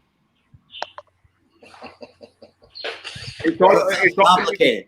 the media. So Corona, so the good thing which he's trying to tell us is that Corona is media shy. It's camera shy. Yes, it's very media So, shy, very so, camera shy. yeah, so It's he's not nothing very, to do with Corona is the election extremely, picture. Yeah, that makes a lot of sense. I'll give you an example. So there are a lot of reporters who are down the road in India and traveling across the country. What's happening in the election? Whenever they put up a camera, people start wearing masks. Before that, they're not like anything. But I mean, the time they have camera on their face, they start wearing masks. Unbelievable. So Jim, We've got to get some dollar store cameras. I'm sure you must. I don't think that's I'm in sure the. you I don't must think have. that's in the list of items that Lena You has. haven't gone through the whole list. You don't know. That's true. I still haven't gone through the whole list, but I don't remember seeing a camera. I'm gonna look and see if I don't remember seeing one either. We got to tell Lynn. Lynn, you know that's The on our virus wish is list. camera shy, Lynn. Get some cameras on your dollar store. Got to get that dollar store camera. So Come the again? song, you, I'm sure you must have heard the old song, "Send in the Clown." I think it was so that Yeah. holds true for all these. I mean, That works. Excuse me. But I think we do enough of that, Dr. Tula, in our White House. We send in the clowns quite often here in the United States. So not just the current one, but some other ones we've had as well. So we do too good a job of that. But I just think that that's politicians in general, because around the world, there are quite a few of them that seem to have that kind of mentality. There's one car, and all the clowns come out of it at the same car. Yep, exactly. I've seen that circus act where you get that one car and you're trying to figure out how did they get those 20 people out of it. So, trap door is some sort of trick, or they are master contortionists, but they do it in some kind of way. Jim, I don't know if you saw it, but I just saw it recently, and maybe they're doing the same in California and around other parts of the world, but they're actually talking about bringing youth sports back to North Carolina. So they just announced that they're going to let the kids play youth sports during these summer and fall months. So not necessarily the high schools and the college, but the intramural kind of things that are off the school grounds. They're going to be bringing those back, and they just announced that earlier today that youth sports is coming back. We should just open up our entire economy, go back to normal. I mean, because as long as we are filming all of these sports, then I think the virus won't play a role. So I just don't understand the idea that you would want to engage in these activities that would violate the mandates of social distancing, and it doesn't make any sense to me. That I know, I'm a sports fan. I love watching sports, but we opened up Major League Baseball, and the entire team is infected now, and almost the entire team. And it's like, didn't you think this was going to happen? I mean, of course it was going to happen. So, but it's all about the dollars. They make so much money off of these activities. And I know youth sports are not about that, but it's the same idea. We want to get back to normal so bad we're not using our common sense. Yeah, we definitely have to use our common sense, and you're right. So often we're doing things that don't make any sense, and there's other parts of the world that are doing things that totally make sense. I didn't know that about India, though. I didn't know that y'all were doing the fake mask wearing, because like I said, sometimes when you watch the news, you would see everybody wearing their mask, but I didn't know that it was like a staged show. Oh, here's mine. I want to ask, Jim and Mark, can you tell me how you people do people really comply with the max? And Akita and Dr. Tula, do you guys also go with the max in India that much? Well, whenever I go out, I wear the mask. I don't go out all that much, but when I do go out, I'm wearing the mask every time, because usually it is, as Anka was teasing me earlier, I'm going to a fast food restaurant and they actually require you to wear a mask to go in there. and things of that nature, or a convenience store or a grocery store, and they require it. But even if they weren't, I would still be wearing the mask. And I am seeing no some shirt, people no service. Now where it's they no talked about mask. earlier, the no glass service. shields and other ways that they're trying to double and triple protect. I did have a joke that a friend of mine told me. I mentioned to him about the show that we did, I guess it was yesterday, and the gentleman from Australia told us about that $4,000 fine. And then my friend looked at me, he said, wait, they're charging them $4,000? I'm wearing 3 masks because I'm going to be totally protected. So I'm wearing 3 masks because I don't want that $4,000 fine. So he said he's going to have a mask on his face, a mask on his forehead, a mask under his chin, but he's going to make Well, sure he's he worried get a that mask because he was going to the be cop protected. will take the mask off and try to find him. He's got to have protection against that. So I can. What about you guys? In the United States, I don't know about Nigeria. I don't know about India, but our trust is broken down. You know, we don't believe what anyone is telling us, and these include medical professionals who are telling us what's in our best interest to protect ourselves, and half the population is just scoffing. Yeah, where These are some great masks you got there. But the scariest thing I have seen, and this is to everybody, is I'm Dr. Tula. I live around the corner from a major university. I'll go ahead and say it. I live around the corner from Duke University, and I've actually gone, and for the most part, I've seen most of the folks wearing masks. They have been wearing masks, whether they're going to the store, whether they're going to work, whether they're going to wherever they're going on the times that I have gone out or caught the bus to if I had a destination to make it to. But I have also seen some doctor types that are not wearing the mask, and that to me is like totally defeating the purpose. Because I'm like, wait a minute, aren't y'all the ones that are supposed to be setting the examples? Y'all know what's going on. Y'all have got to treat these folks. So I just don't understand it. And maybe they're running to their car. Maybe the mask is in their pocket. I can't explain why they don't have the mask, but I do know I have seen some doctors and nurse types because they've got their scrubs on. So I know that they are not just going in to be patients, but they are definitely involved in the medical field, and they're going in there, and I don't see a mask or one. So, like I said, I'll give them the benefit of the doubt, and maybe they had something happen that they could not wear it, or I think they've got to wear masks so long that they need to take it off now and then. But you know, I don't understand those bikini masks. How is that protected? Jim, you need to be very. I mean, Mark, I would agree there. That see, I mean, you cannot have excuses for not wearing a mask, right? I mean, it may be anything. I mean, when you are home indoors with your closed, family, maybe there the mask goes off. It is understood, right? Because there is no one intruding into the house. You don't have anything going out of the house, right? But when it is in public places, it is always a good thing to wear mask. Not only because there are two factors for it. One is that maybe your mask is not going to be 100% protective against the virus, right? But if your opposite person is also wearing the mask, so there is a good likelihood that you will not transmit to him, and he will not be able to transmit to you, because there is going to be a double barrier in between, right? So it is very important that we wear masks. Now the question is whether there have been some debates regarding these valve masks. That means they have that valve through which you can take air which is basically filtered, but when you exhale, they're just like pushing the entire air out, right, without filtering it, right? So what happens in these masks, you are putting the other person unnecessarily at a more risk of taking in the infection if you are a corona positive carrier. So it is very important that we need to understand that these filter masks, they should not be worn by people. I see a lot of people wearing these filter masks. So, I mean, that is going to be harmful to the other person, not to you, but to the other person who is across to you. Yeah, So we need to understand that simple masks are good enough. You basically have to do the three fundamentals of it: maintain distance, wear mask, and keep hand hygiene. Yeah, got you that. I know we're wrapping up, but just really quickly, how important, because Jim has talked about the fact that he's been in the house. I've been in the house a lot as well. But how important is it to get outside, in your opinion, Dr. Tula? Because I've got a friend that's gardening. She's doing that outside of her apartment room. That seems to be her way of getting some outside time. But it seems to me that we do need to get at least some outside time just for sunlight.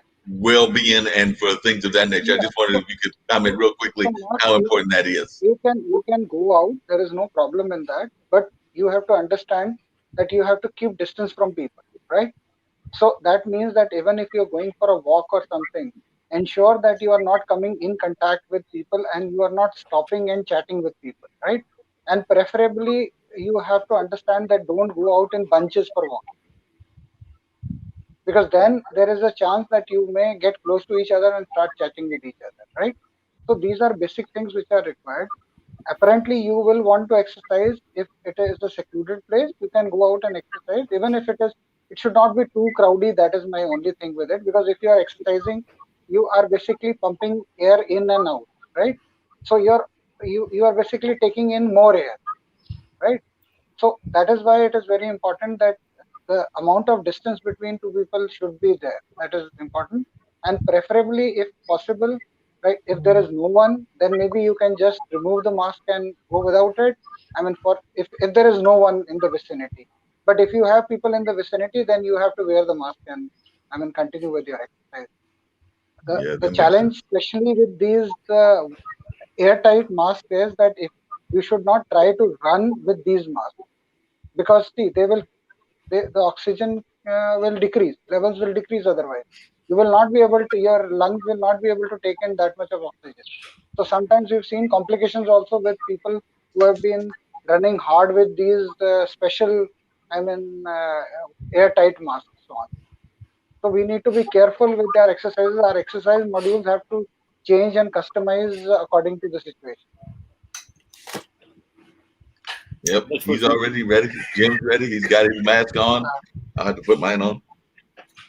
So as We're I all ready. always tell, the most important thing which you need to understand is that whenever you are irritated or you feel that, I mean, you have to do something on an impulse, you have to tell yourself that, I mean, you have to survive. So you have to tell yourself very, very clearly, keep maybe an ice on your head and tell yourself to cool down, breathe in, breathe out, speak with friends over the telephone or video chat or do whatever, but don't get into the urge of falling into the urge that everything is all right and you want to run out of the house. So that's the reason I come on this show, because y'all That's give me right. some good well-being and some good health and things of that nature. So definitely along those lines. What a Ankit, I think service you we need provide to us. wrap everything up, and we've got to get the ambassador on. Am I correct? Is it time for the ambassador to pop up? Good to see you. कैसे बचेंगे?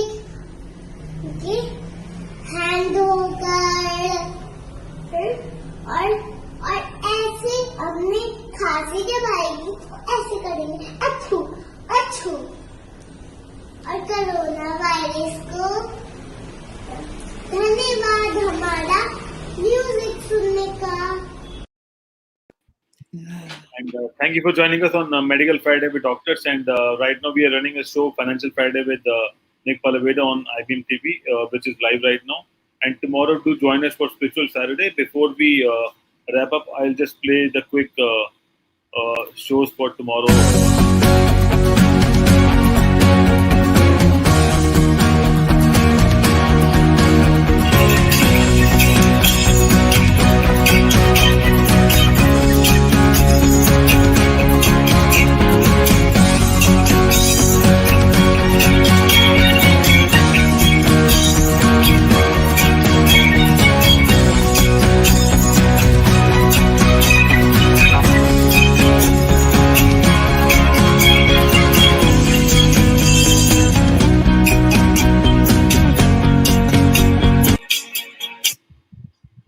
So these are some of our shows which we'll be doing tomorrow on Saturday, on Spiritual Saturday. And thank you for joining us. It's time to wrap up.